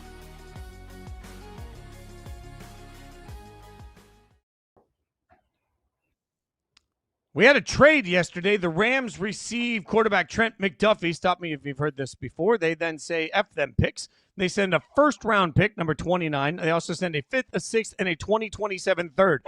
Reminder that 9 of the last 10 seasons, the Rams have traded their first-round draft pick. It's kind of remarkable. But this one caught a lot of us off guard. We're going to break it down now with Hayley Lewis. She joins us now. Hayley's been covering the Chiefs for a while. And I know you saw this. What was your initial reaction to this blockbuster trade? I did not see this one coming. This was one that, when you hear Brett Veach talking about possibly getting these extensions going, talking with these players, and especially talking about Trent McDuffie, a guy who is so well-loved by Chiefs Kingdom, also well-loved, by his locker room. He's a leader. He's someone that they've really invested in, developed. He's a huge part of Steve Spagnuolo's defense, right? He was asked to do a lot of different things. He played outside the slot, inside the slot. He blitzed. He was a guy that they could really use for a lot of different things. And, of course, he's top of the market. It's just the Chiefs, unfortunately, they don't got any money. They're really strapped for cash right now, and they made the hard decision. So we've seen Brett Veach do this before. He trades away top talent to get draft picks and kind of rebuild the roster, which it worked when they did it with Tyreek Hill. It didn't really work, in my opinion, when they traded away L'Jarius Sneed. So we'll see how it works now. But I made the mistake of taking yesterday off, and then this happened. So that was fun. I didn't get my off day, and now here we are again talking about a blockbuster trade by the Kansas City Chiefs.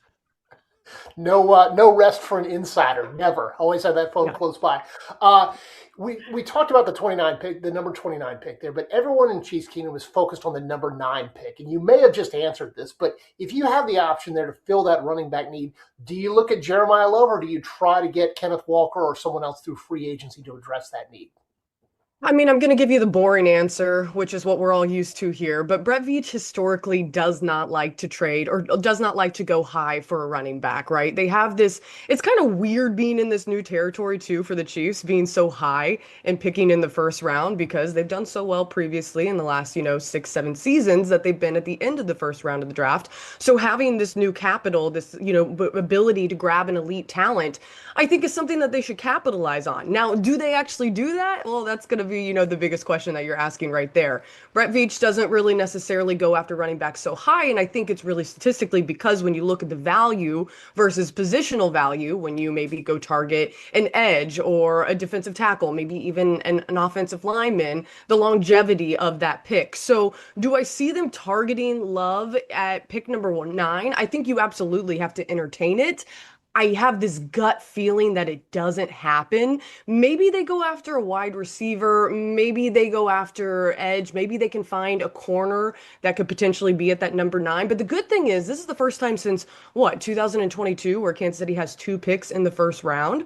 That was coincidentally after they traded away Tyreek Hill, and then they actually picked up Trent McDuffie in the first round along with George Karlaftis. So we're seeing history repeat itself. I think maybe Kansas City leans to free agency in this one. I think that might be more bang for their buck. It's not what fans are going to want to see, because fans have been begging for a top running back talent, and Kansas City keeps delivering, redos like Kareem Hunt, and that's not to knock him, but we'll see what happens. I just see them maybe going after free agency a little bit more in terms of longevity for money over the years coming and value. So let's stick with the fans for a second, because they're frustrated. They're used to championships in Kansas City. What do the Chiefs need to do to get back to the top of the AFC West this offseason? I don't think it's necessarily panic and clean house quite yet. There is a lot of talent still in the locker room. You still have Patrick Mahomes. You still have Andy Reid. And right now we think they still have Travis Kelce. So they're still good at that big, the core that took them here for the last, 6-7 seasons. I think realistically, though, they have to change their strategy, right? And when I talk about historically how they haven't gone after a running back at that pick or those higher value picks, I think that maybe this is the time that they start mixing things up.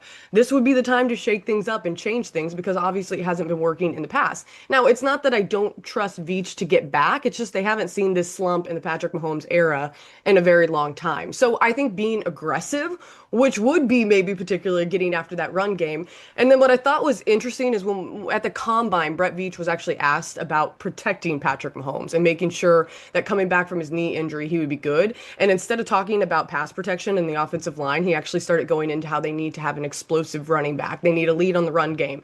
I think Mahomes had like 64 carries or something last year. That can't happen this year. So kind of contradicting the point that I just made before, but in my opinion, if they're going to really get back on top, this is the year that you are aggressive. This is the year you go for it. This is the year that maybe you go after and target Jeremiah Love. Then again, I don't get paid the big bucks. I wish I did. But, and I don't envy Brett Veach's position that he's in and what he has to do. Those are some tough decisions, but maybe this is the year that they become aggressive and they kind of switch it up on everyone. This may be the exact opposite of an aggressive move, but you mentioned Tyreek Hill before. He's got, obviously, a way to come back from his knee injury, but Could you see them entertaining him in free agency? I think it's far-fetched. Here's the thing with Tyreek. Again, a fan favorite, but I think sometimes people are living in the past a little bit here. Tyreek did incredible things in Kansas City, and he is a top talent. We all know that, but he is dealing with a lot of health issues right now, and when age plays into it as well. And I think, as someone who's, creeping up on 33, I don't like to throw him under the bus, but we got to be realistic about this when playing in the NFL. So age is a part of it as well as health. But I think when people were throwing around the idea of this reunion, we're living a little bit in the past. You're reminiscing. You're thinking he's going to come back and be Tyreek Hill from 2017, 18, 19 with the Chiefs. And that might not be the case. Right now, he needs to get healthy. Also, he might not even be healthy by week 1, which the Chiefs are already waiting on Patrick Mahomes to be healthy by week 1. So unless it's this low, I guess I'd say low risk, like 1 year sort of deal that really works in the team's favor, maybe I could see it happening. But I think it's more of a fantasy and just kind of like this feel good feeling that we're all trying to get back to rather than reality.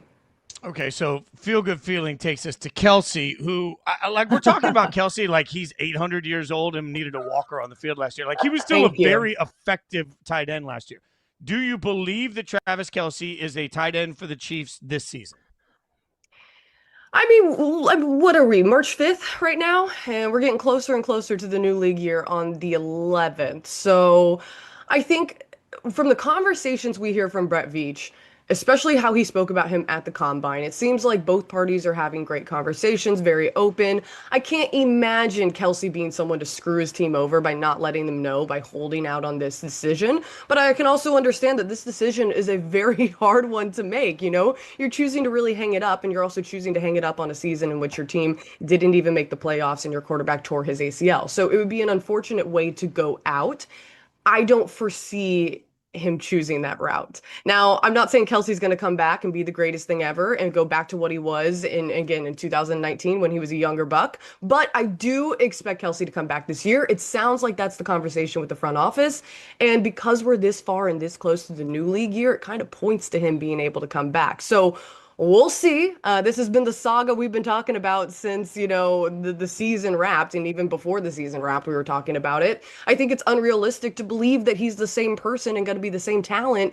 But like you mentioned, we're acting like this man is, like this 800-year-old decrepit guy walking around with a walker like he can barely get on the field. He still puts up the numbers. He's still the top of the market. So I think if Kelsey comes back, great for the team. It's great value. They still need to definitely invest in building up that tight end position and someone, coming in behind him, filling in those big shoes. But we're this close to the new league year, so I think that points in a positive directions for fans. He's got a lot on his plate, but I don't think he's done yet. He's got that fire still. All right, this is the question where Chiefs Kingdom has to just take a moment, find their center, be calm. Patrick Mahomes, what is the status of his recovery? How confident are you that he's going to be ready to go week 1? If there's any person in the league that I know is extremely motivated and who would make sure he would sew on his own leg, you know what I'm talking about? This is the kind of guy who would go get it done. Patrick Mahomes is going to find any way possible to be back on that field come week 1. He is probably one of the most tunnel vision when it comes to dedication, discipline, and being ready for his team. He's a huge teammate. He doesn't want to let his team down, but he's also a leader. And I think on top of that, he's a go-getter. We've seen that since he started in the league. And I think without a doubt, he will be ready week 1.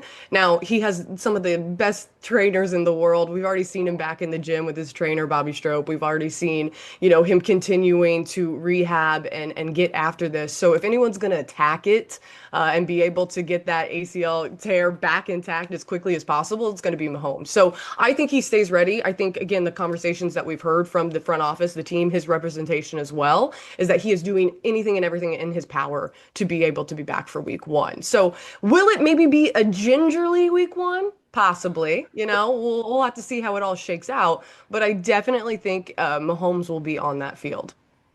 It feels like we've seen enough speculation. Every reclamation quarterback gets rumored to either the Rams or the Chiefs as some sort of backup. Andy Reid's going to make him.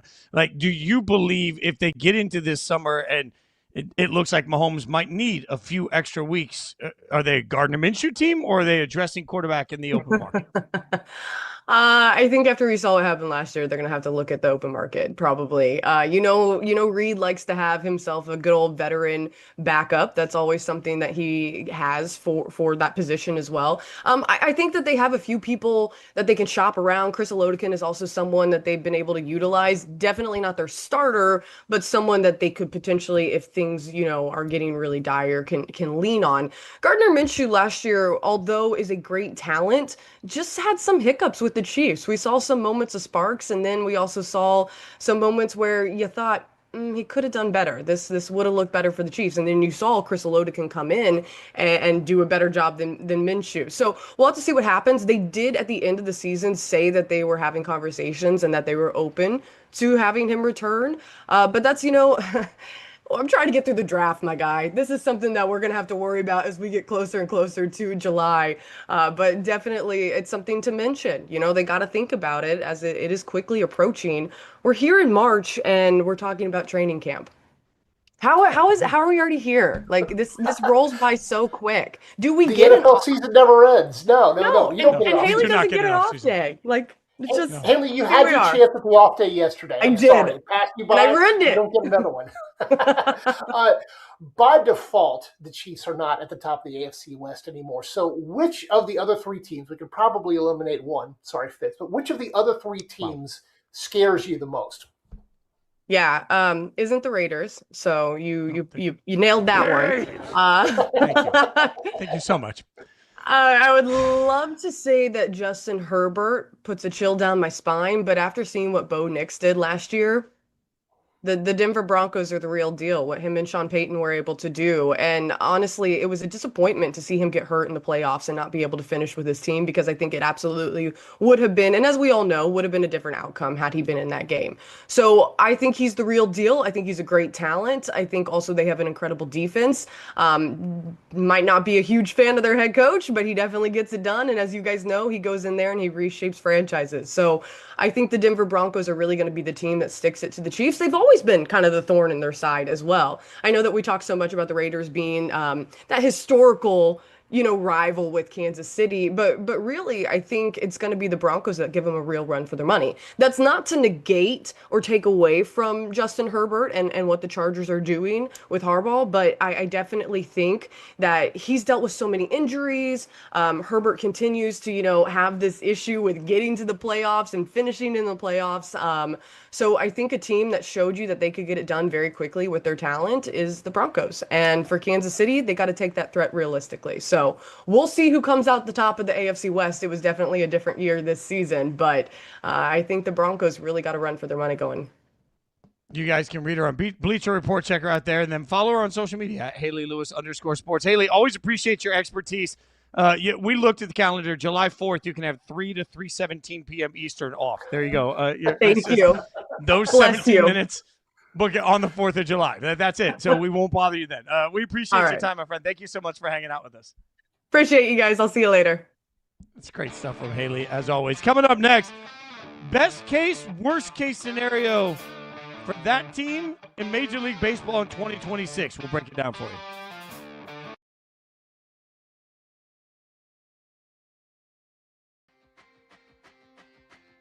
Peterson looked like the clear-cut number one pick in the first half of that game.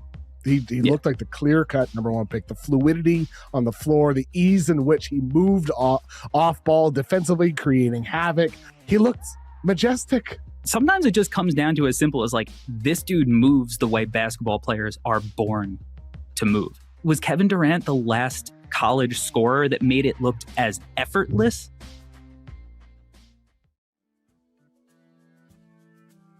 Did you go to the casino after the fight? Hell yeah. How'd you do? We're up. Up? We're up. Well Yep, done. we're up. Were you just walking around there after the fight and people recognizing you? Weren't you the guy that was just on the UFC? Yeah, that's where I get recognized the most. Really? What's that say? The other gambling legends, everyone recognizes me there. Anywhere else I go, no one knows me. But if I go there, everyone points me out. The 72 Dolphins is infamously the no-name defense. This one's the too many name defense. Too many names, yeah. Too many names. Defenses were ahead of offenses this season for a lot of it. The best teams in the NFL had the best defenses. We're sitting here talking about this defense and how good it was and how hard it is to isolate one player. And yeah, that's the sport of football. It's a team sport. It's hard to isolate individual players, and Seattle really exemplified that all year.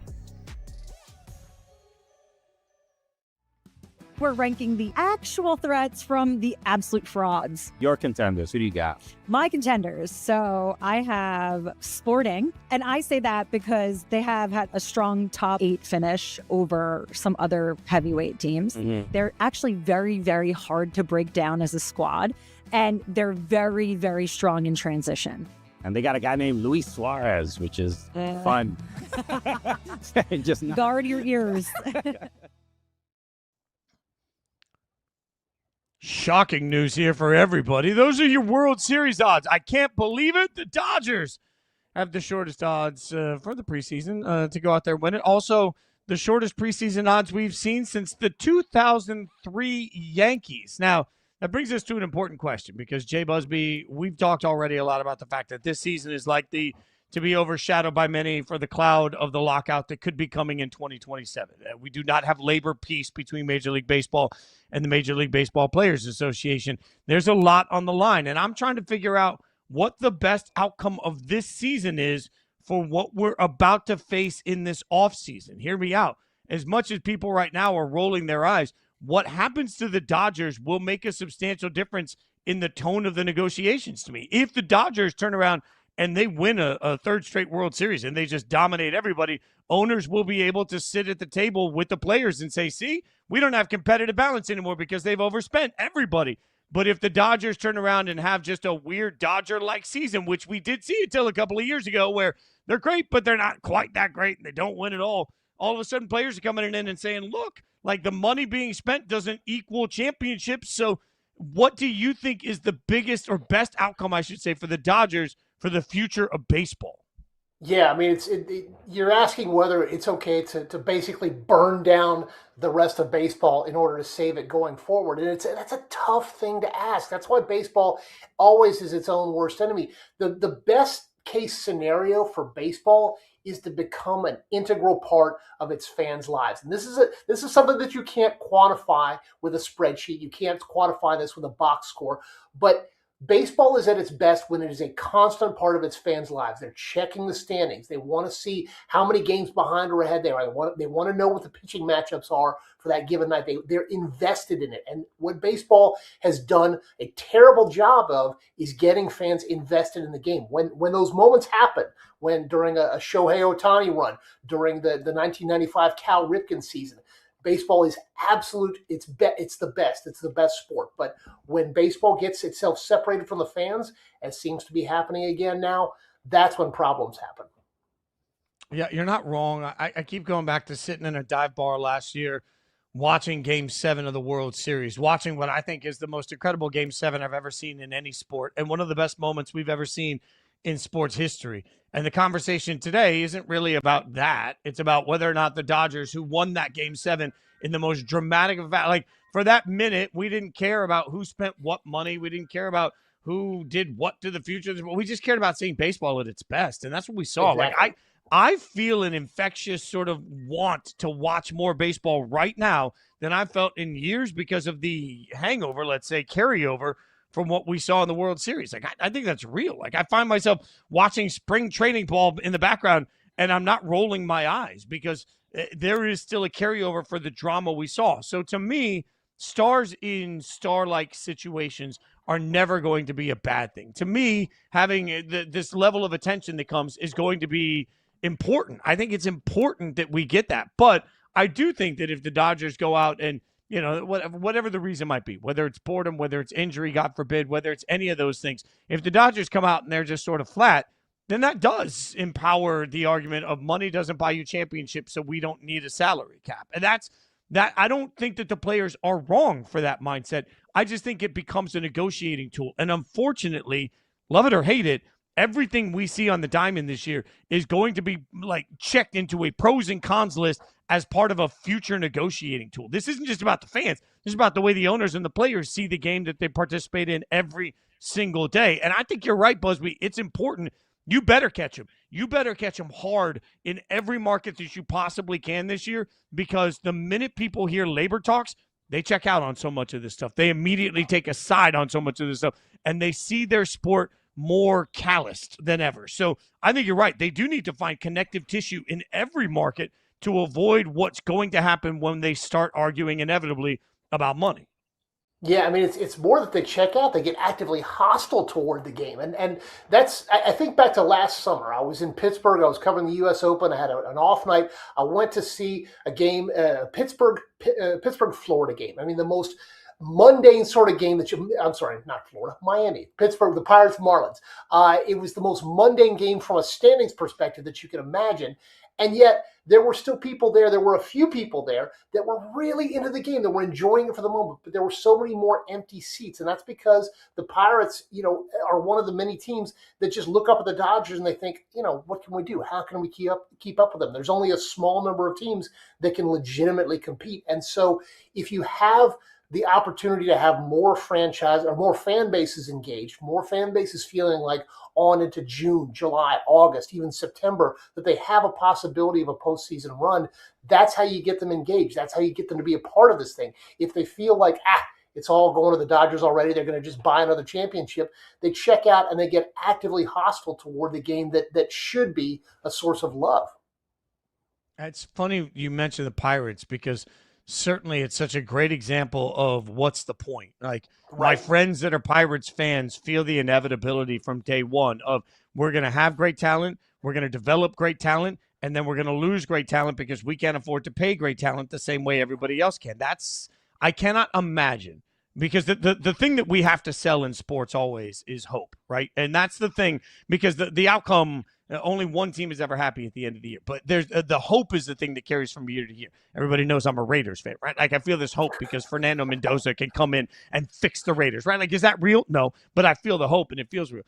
Any other team in any other sport, when you have a young pitcher that looks like he could be one of the best in the entire league, when you have a Skeens, that becomes a reason that you go to the ballpark doesn't matter. But for so many Pirates fans, it's the exact opposite of that. It's almost defeating because you have a Skeens and you know you won't be able to keep him. So now you just get the tease of watching him for a few years until he wants to go somewhere and actually win at a high level and make the best money. So it's sort of damned if you do and damned if you don't, because conversely, we're watching Shohei get more attention than he ever got with the Angels. How many times with the Angels did we say, God, I wish we could actually watch Shohei win? Now we're watching him win, and it's like, oh, typical Dodgers. They just go out and buy this. Like, it's damned if you do and damned if you don't. But you're right. Like, if you're a Pittsburgh fan and you feel like you have young talent, what are you doing? Eventually, for us to pay attention the way that we pay attention, you got to see him on a championship team, which means almost inevitably the talent has to end up for the Dodgers for everybody to spend as much time paying attention to it. I don't know the right way to fix it,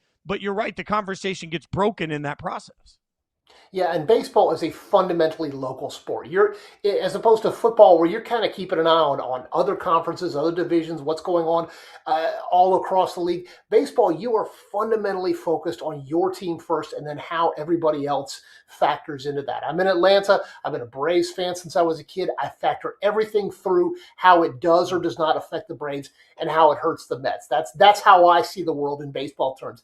And so when you have that opportunity to have your team in the playoff hunt or have your team out of the playoff hunt, it completely reshapes the way that you view the sport of baseball. And I think that's what baseball's stewards have forgotten. This is not an accounting exercise. This is not a statistical exercise. This is a game, and this is a pastime that needs to be preserved, and it needs to be valued for more than just how much money it puts into the owners and the players' pockets. Which brings me back to why I think the Dodgers are the team you root for or against, depending on what you want to have happen with the salary cap. Like, if you believe that baseball needs to have a salary floor, and I do, like, I honestly think this is where I'm the worst. They would hate me in mediation. I think that they need a floor, require everybody to spend a certain amount of money, and I don't think they need a cap, because at the end of the day, I love people going out and making every dollar they possibly can. But I do believe that you should have to spend to a certain floor if you're going to own a team. I don't care about billionaires keeping their billions.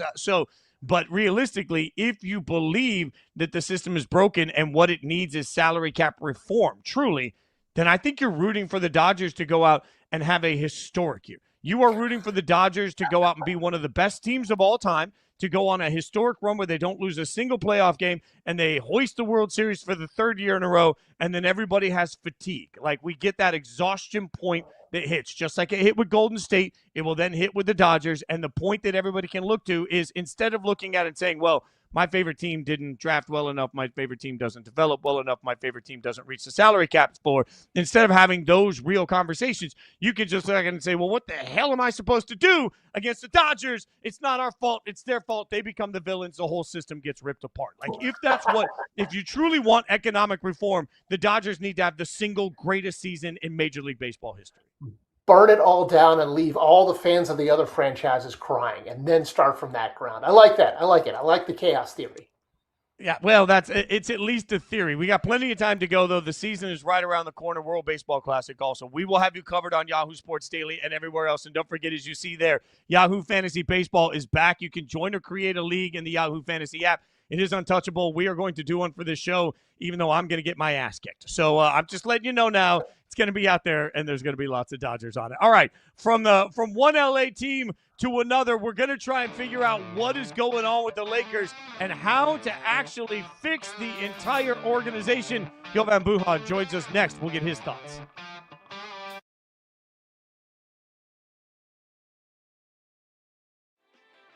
You covered Darnold with the Jets. Where are you kind of just feeling about him?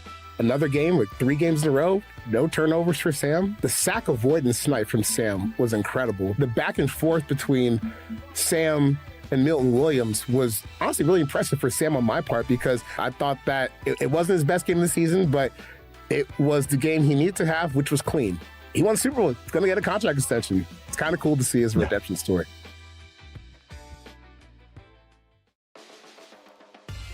What was it like being at MSG? Like in the back, the locker room? Like, could you feel that it was a little different? It's a total different experience from being there as a spectator to actually being there backstage and all of that stuff. Total different experience. I was so tuned into my fight. I don't even think I was looking at the referee. I'm just there, just kind of just like looking down. I'm listening to what he's saying, but at the same time, I'm just thinking about the fight.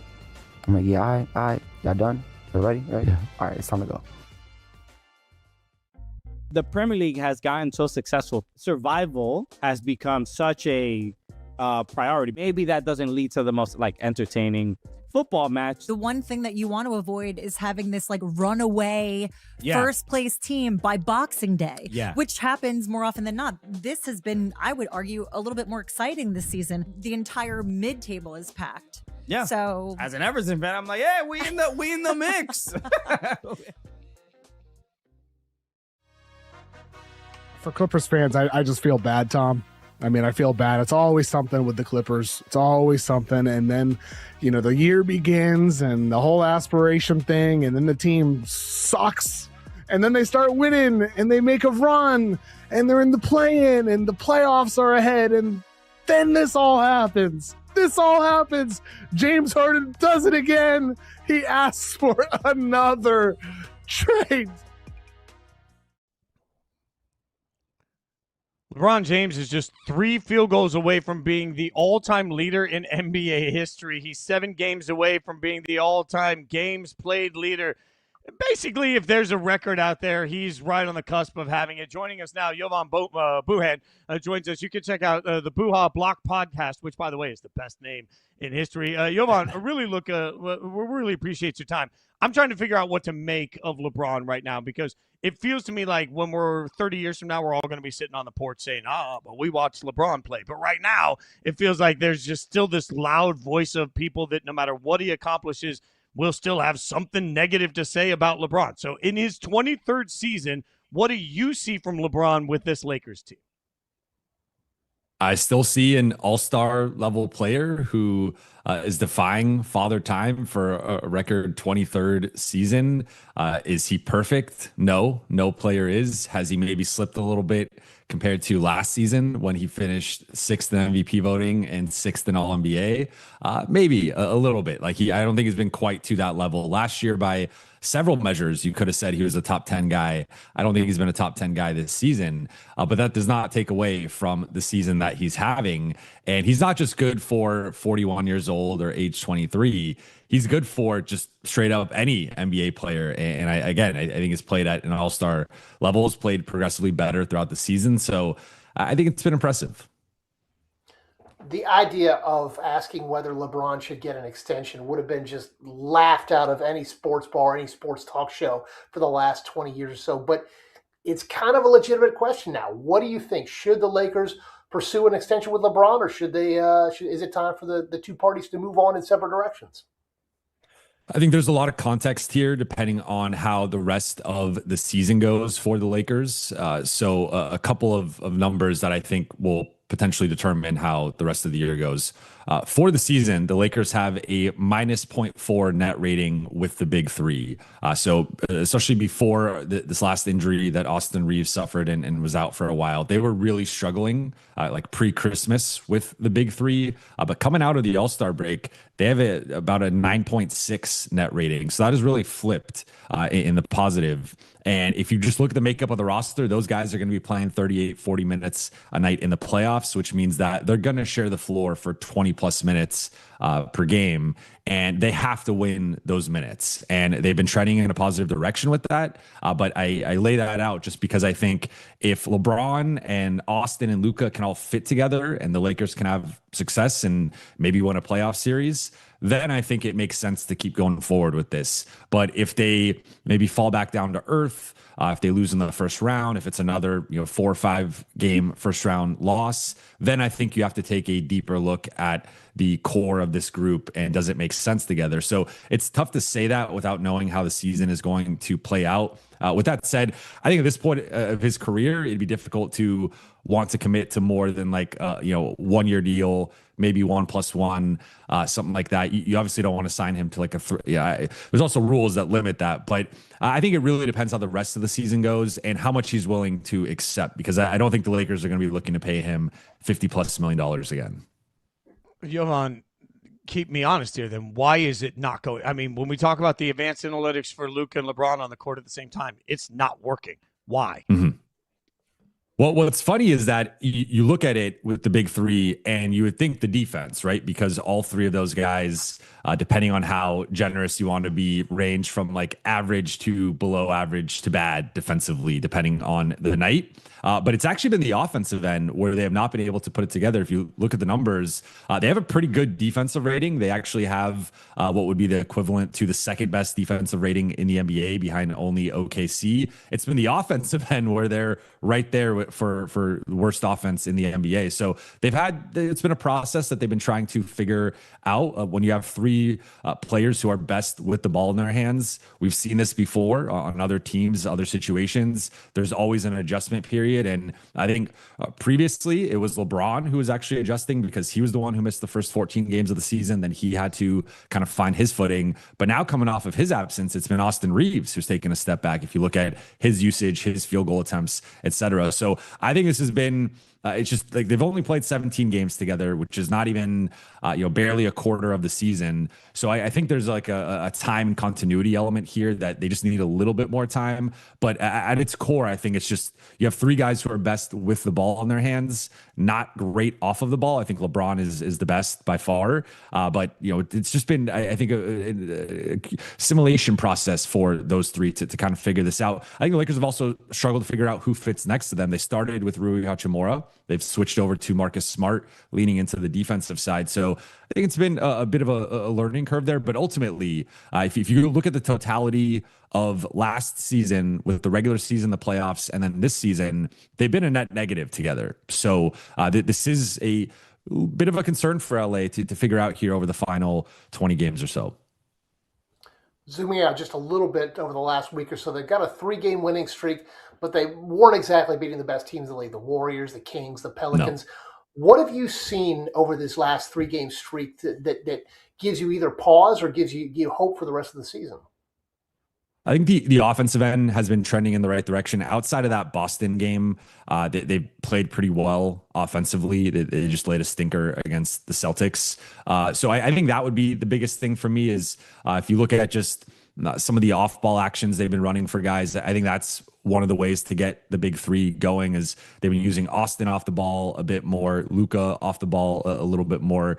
So I think there's been some nuance in the offense that I think wasn't quite there consistently before the All-Star break. So I would say that is something that has been trending in the right direction. I would also say if you look at a lot of the Lakers' wins against lesser teams, because they have dominated lesser teams, I mean that has carried their record to a degree. They've often had more so like that New Orleans game where they were in they were in an 8-point hole with 7 minutes left. They had to climb their way out. And it's like it's a decent win, but you don't feel like great about it. But that Golden State and Sacramento win, like those two wins, they blew those teams out wire to wire. And the Lakers just don't have a lot of wins like that. So I think there's a level of focus in both of those games that they just have not had for most of the season. So I guess I would say that. But to your point, like they beat 3 bad teams, and tonight they have a huge test with Denver. We also saw the moment where Luka and JJ got a little heated on the sideline. A lot was made of it. What did you make of that? I didn't make much of it.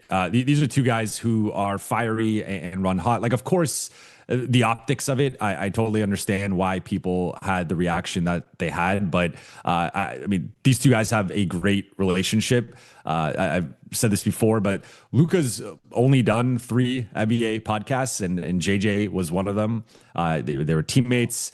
They have a really strong relationship, and I actually think it's good to see. Like I think there's been a narrative out there at times that JJ isn't holding these guys accountable, and because he was podcast partners with LeBron and has had Luka on his show and was his teammate, that like maybe he's not coaching these guys as hard as he could be. And I think that clip directly contrasts that, right? And I think it's healthy to have some we'll say disagreement and discussion. So of course it didn't look great, but those things happen often behind the scenes, rarely in front of us, which is why whenever we see a moment like that, I think it becomes a viral clip. But my understanding of their relationship is that it's still in great standing.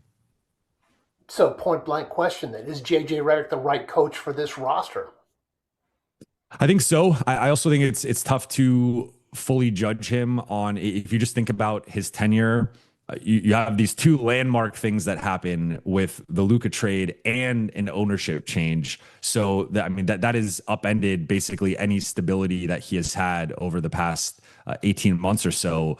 Going back to last year, they built that roster around LeBron James and Anthony Davis, and they made the Dorian Finney-Smith trade, and things are trending in the right direction before the Luka trade. Then they upend everything. It's a no-brainer, of course, trading AD for Luka. But then there was this adjustment period post-Luka trade, and they ended up having a disappointing season. Then this year, I think they punched above their weight. If you look at some of the advanced metrics, they're about 5 wins above their expected win rate. So I think JJ's done a good job in that regard. But you have this ownership change, you have front office has made several adjustments, and those things are more off the court, but they do have an impact sometimes on the court as well. They've also been one of the most injured teams in the West, one of the most injured teams in the league, period. So I think he's had a lot thrown at him these first couple years. But the big thing I'm going to be watching is the playoffs, because I thought he was relatively slow to adjust in the Minnesota series. And I think if you asked him, he had several things he wished he did differently in that series. So the playoff crucible, you have to make adjustments quickly, and it can't be a multi-game thing of let's continue trying this thing. It's sometimes even quarter to quarter making those adjustments. So I would like to see that and how he handles that to give you a better answer. But so far, I think he's been solid. I think he's been somewhere between solid and good, but I think the playoffs will be the ultimate test for him. So let's take the brand off their chest for a second and just talk about them as a basketball team.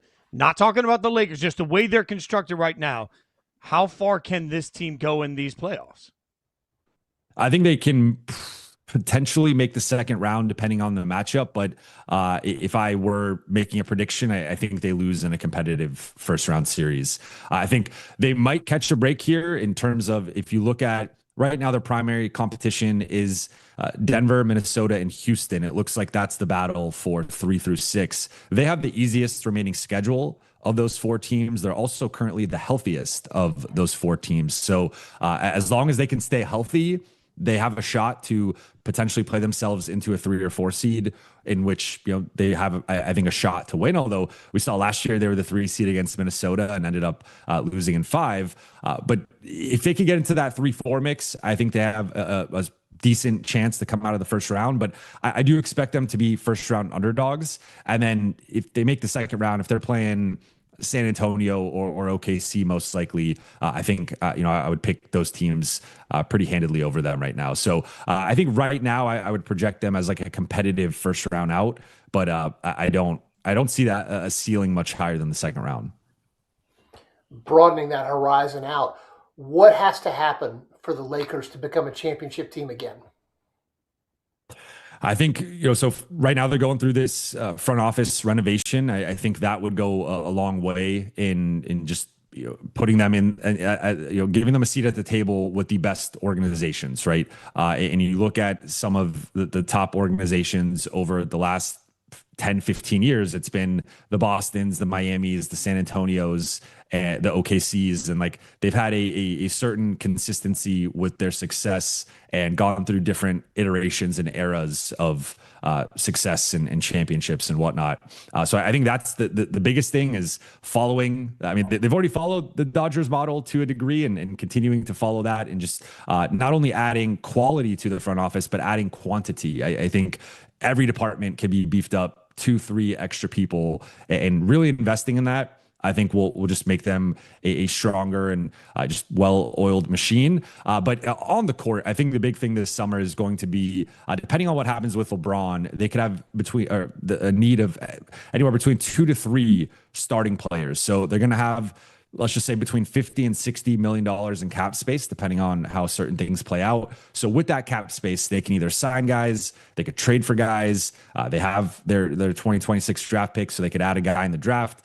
They also have a couple extra picks to trade. So it's going to be how they approach the offseason and what they're able to accomplish. Is that on the high side, going all in and trying to get Giannis Antetokounmpo?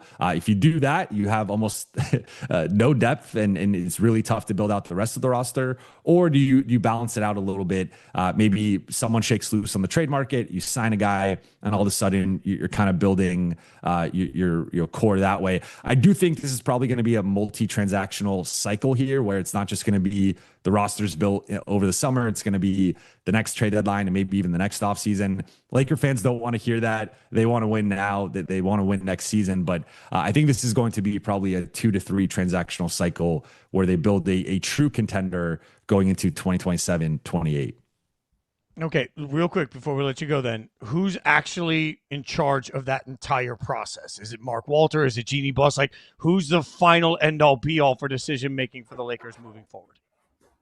Mark Walter is the ultimate, has the ultimate say, but Jeannie is the acting governor right now and will be for the next 5 years. So I guess it's, there's some semantics within all of it where I believe they're going to be trying to make a lot of group decisions there, but between those two. But Mark ultimately is he's the primary owner, right? So at the end of the day, the buck stops with him. But they do have a collaborative process there, and he's been he was, I think, one key distinction here with him was he was already a minority owner with the organization. So he and Jeannie have been working together for quite some time before this. It's not like he's a new owner parachuting in and they don't have a pre-existing relationship. So my understanding is, like, at the end of the day, every day, like, you're seeing the Dodgers changes largely because of him and his connections and whatnot. So I think he is the primary person there, but Jeannie is the active governor, and she's going to be going to all of the governor meetings and stuff. So I think it's a collaborative effort, but ultimately it's Mark Walter. You guys can check out Buha's Block podcast, obviously, and follow him on social media, Twitter, Jovan Buha. Jovan, really appreciate your time and your expertise. We could talk to you about the Lakers all day. You got to come back so we can figure out the next level. We're going to fix the Lakers together, my friend. Thanks so much for hanging out with us. Let's do it. Appreciate you guys. It's great stuff from Jovan. All right, coming up next, we're going to try and fix the Lakers, but we're also going to try and fix tanking. I got it figured out. I got the whole thing solved. Trust me. Adam Silver called me. We'll tell you about it next.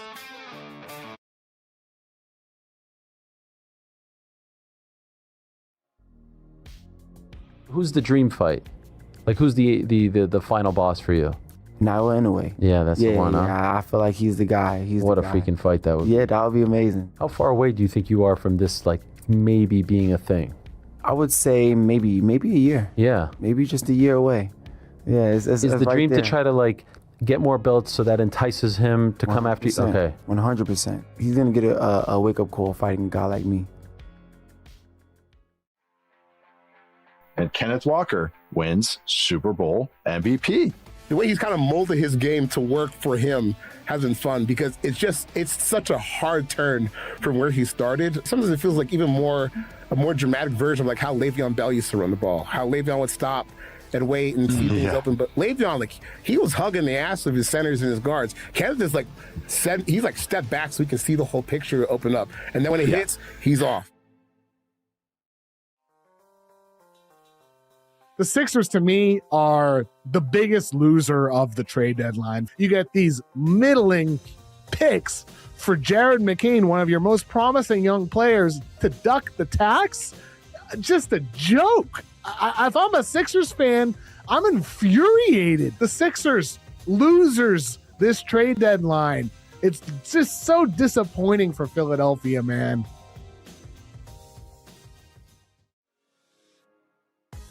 Who in college football could experience that same level of redemption arc? And I was thinking, we've actually kind of seen it a little bit in the past. I'd say Jaden Daniels did.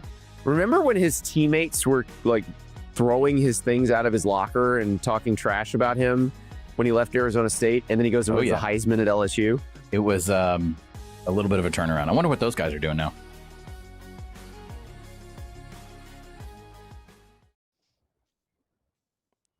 Tom Haberstroh tweeted out a crazy tanking stat. The bottom 10 teams in the NBA are on a collective 40-game losing streak. But wait, if you call in the next 10 minutes, we'll get you even more losses. That's right. It's up to 44 now because that was before the action last night, and then we got more action. We're up to 44 games now. It should be noted that this losing streak will come to a close tonight. We've got some teams that suck that are taking each other on. But that being said, this brings us back to the tanking conversation that is ruling so much of the way we talk about the NBA right now. Busbee, when you look at this, is this an actual NBA crisis, or is it a legit way for teams to get better in your mind? Yeah, I mean, I just want to quarantine all 10 of those teams and just not have them infect the rest of the league. It's both. It's both. It is a legitimate crisis. Fans are getting shortchanged. They're not getting the entertainment, the level of play that they want. But it also is done because it works. You get that one pick in the NBA above any other league. That one pick, that one player can completely reshape the fortunes of your franchise. So, yes, it sucks, but you understand why it happens. I will steal from a content creator I don't remember, as I was doom scrolling not too long ago, that said every year it's the same thing. In the beginning of the NBA season, we're only talking about how the season's too long and nobody's paying attention to it. Then we hit the middle of the season and everybody talks about load management. Then everybody talks about tanking, and then everybody talks about the playoffs. I just think we're in that process. Like, everybody's talking about tanking because there's some bad teams. But at the end of the day, does it matter to me? No, I don't think it matters to most fan bases either, because at the end of it all, you hope that you end up like OKC or Detroit. Let's remember, it's not that long ago that we were sitting here watching Detroit lose every single night over and over and over again. And I hear it, Ishbia saying tanking is losing behavior done by losers. Okay. Or it's just utilizing the system that's there to try and make your team better. I just don't think – I think once we hit the playoffs, especially this year, where I could argue that the top 4 teams in the East are so evenly matched, I cannot wait to see how that plays out. I would argue that the top 4 teams in the West are so incredible that I cannot wait to watch high-quality basketball. Hell, I'm trying to figure out if the Lakers can even get out of the first round of the playoffs. Once we get to the playoffs, nobody's going to care about the tanking. They're just going to care about the good teams. Right now, how many people actually genuinely care about the fact that the Sacramento Kings suck? Like all 3 Sacramento Kings fans? What are we talking about here? The casual fans, which is so much of the growth of the sport, will all come flocking to the playoffs because they want to watch the Cavs take on the Pistons, they hope, in the Eastern Conference, not because anyone really gives a damn about what the Utah Jazz did over the course of this season. So I think it's all much ado about nothing. But that being said, Busbee, I've got a fix. I can fix tanking. Thought a lot about it, and I've got it, okay? So number 1, I'm going to eliminate the lottery. So you are where you are. Where you finish is where you finish. But this is the key.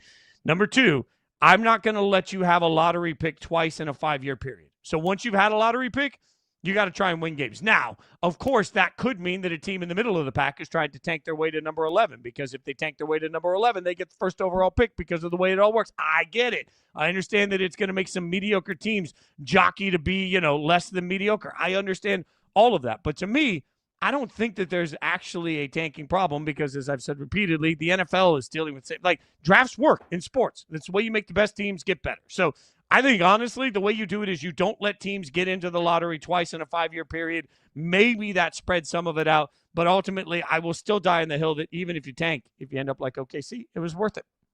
Yeah, it's true. That's why tanking works, is because you see the absolute benefits of it. I've got 3 suggestions for how to deal with tanking. Number 1, you take out the lottery and you pick one champion from each team and you send them into a ring, Mortal Kombat style. You just have whoever's last man standing, that gets the number 1 pick. More seriously than that, but only a tiny bit, relegation. Okay, the bottom 3 teams, we do it Premier League style. The bottom 3 teams, we relegate them to the G League, get them out. Obviously, that's not happening either. The realistic thing that I think is some way to incentivize winning after elimination, something to give the fans, something to give to add value to those games that happen after a team is eliminated. And if it's it's Sacramento, this might come in December. But if it's other teams, it might be much later in the season. But something to incentivize continuing to attempt to win, where you get a better draft position based on how you perform even after the season is over. That to me is a more equitable way of managing to get rid of the idea of tanking for a better draft pick, because it can have such a significant impact on your team. I love the concept of relegation, by the way. I think college football desperately needs it too. Unfortunately, there's too much money at stake here. And, part of this is just the fact that there's just so many games. This is a not popular opinion, but I've long said that I believe that the NBA should cut their season in half. It makes everything far more important. It makes every single game have more meaning. It gets more important to get butts in the seats for those games, understanding that obviously that's complicated for what it does. But I'll go back to something. I believe it was Havistro said it with us a few months ago. I believe that the scarcity of games will actually create more value for ad revenue, more value for TV packages. It will create more value for eyeballs. Like right now, tonight, you got to remind people what the NBA schedule is. If you cut games in half, all of a sudden, people are paying a lot more attention to every one of them because they matter more. So you have to put more meaning behind the regular season if you want teams to care more about the regular season. So eliminating games, to me, is a great way to do that. I just don't think anybody wants right now, particularly when rights are becoming tougher and tougher to negotiate. Everybody's trying to protect their money coming in. I'm not sure that anybody's ever going to do this, which is why when it all boils down to the end of it, I'm not sure there really is a solution for taking. I don't like the thought of no draft. I do believe that if there's no draft, you will turn around and have teams that just certainly cherry pick whoever they want. I don't necessarily think that no draft is a great idea for this year when we have at least 3 players coming in that are expected to be transcendent players. I love the randomness that ended up with Con Knipple being a Charlotte Hornet, because how differently do we see the Charlotte Hornets today because they sucked enough to get Con Knipple, right? So I do believe that there's value to the draft and what it can mean for teams, and the fact that it assigns players to teams where suddenly seasons can turn around quickly. We are viewing the Charlotte Hornets wildly differently today than we did 6 months ago because of that man. If it had just gone to free agency, could they have even convinced Con Knipple to come play there? I don't know. Would the Charlotte Hornets have hope? I don't know. I think that there's value to the draft. I just think this is an unfixable problem, and what the NBA really needs, Busby, is a distraction, and that distraction will come from a wild playoff run. If we get incredible, dramatic 7-game playoff series, nobody's going to give a damn about what it took to get here. The game is always the solution for the game. If you have, we've seen it across the NFL, we've seen it across baseball, we've seen it across every sport. We've seen it in college football, where if the game itself, the on-field action, is good and compelling and interesting and fascinating, then it obliterates all of the off-field concerns. Suddenly people aren't worried about whatever the issues might be off the field. And I think we're setting up for that now. I love the idea of cutting the schedule. As you mentioned, think back. I know we don't really want to think back to the COVID years of 2020, but the fact that baseball and basketball and college football were so compact, every game had more meaning. Every game had more intensity to it. And obviously with the need for inventory, that's never going to happen. But having that enforced scarcity would be the key to all of this in making it a much more interesting regular season product rather than a slog. Yeah, and even seeing Goodman here say, that every game matters in college hoops. Does it? I hear Goodman say right now, Jeff Goodman saying every game matters in college hoops. I happen to love college basketball. And, I was talking to a buddy of mine that we work together sometimes on radio, and he also loves college basketball. And we laughed about the fact that in October, November, you can't make anybody pay attention to college basketball. I think it's a little twisted to say every game matters in college hoops and not acknowledge the fact that really, every game matters once we finish the Super Bowl. College basketball does not cut through in November, no matter what people want to say. So, Busby, I don't think that this is a problem specific to the NBA over other levels of basketball. Oh, absolutely. I agree 100%. There are people that don't tune into the NBA until the Christmas Day games, and college basketball until you get within sight of March Madness. You don't start to take it seriously if you're a casual fan. Hardcore fans are all on board. the mass, the great mass of Americans, it takes a lot more than that to just get them on board a regular season. Yeah, I mean, this is the beast that we always face. In October, November, the beast of the NBA is how do you get people to pay attention? In January, February, it's how do you keep the players engaged? In March, it's what do we do with the teams that suck? And then we all of a sudden get right back to what actually matters, which is playoff basketball. And I would argue that while we're all paying attention to the worst of the worst, we should remember that this year, particularly, the best of the best look more balanced. They look more star-laden. They look better than we've seen in a long time. I don't remember being this excited for an NBA playoff run as I am this year, and that's because the best is the best, and that will be what carries this sport. We'll be back tomorrow morning at 9 a.m. He's Jay Busbee. I'm Jason Fitz. We appreciate you hanging out with us today. Come hang out with us tomorrow for more Yahoo Sports Daily.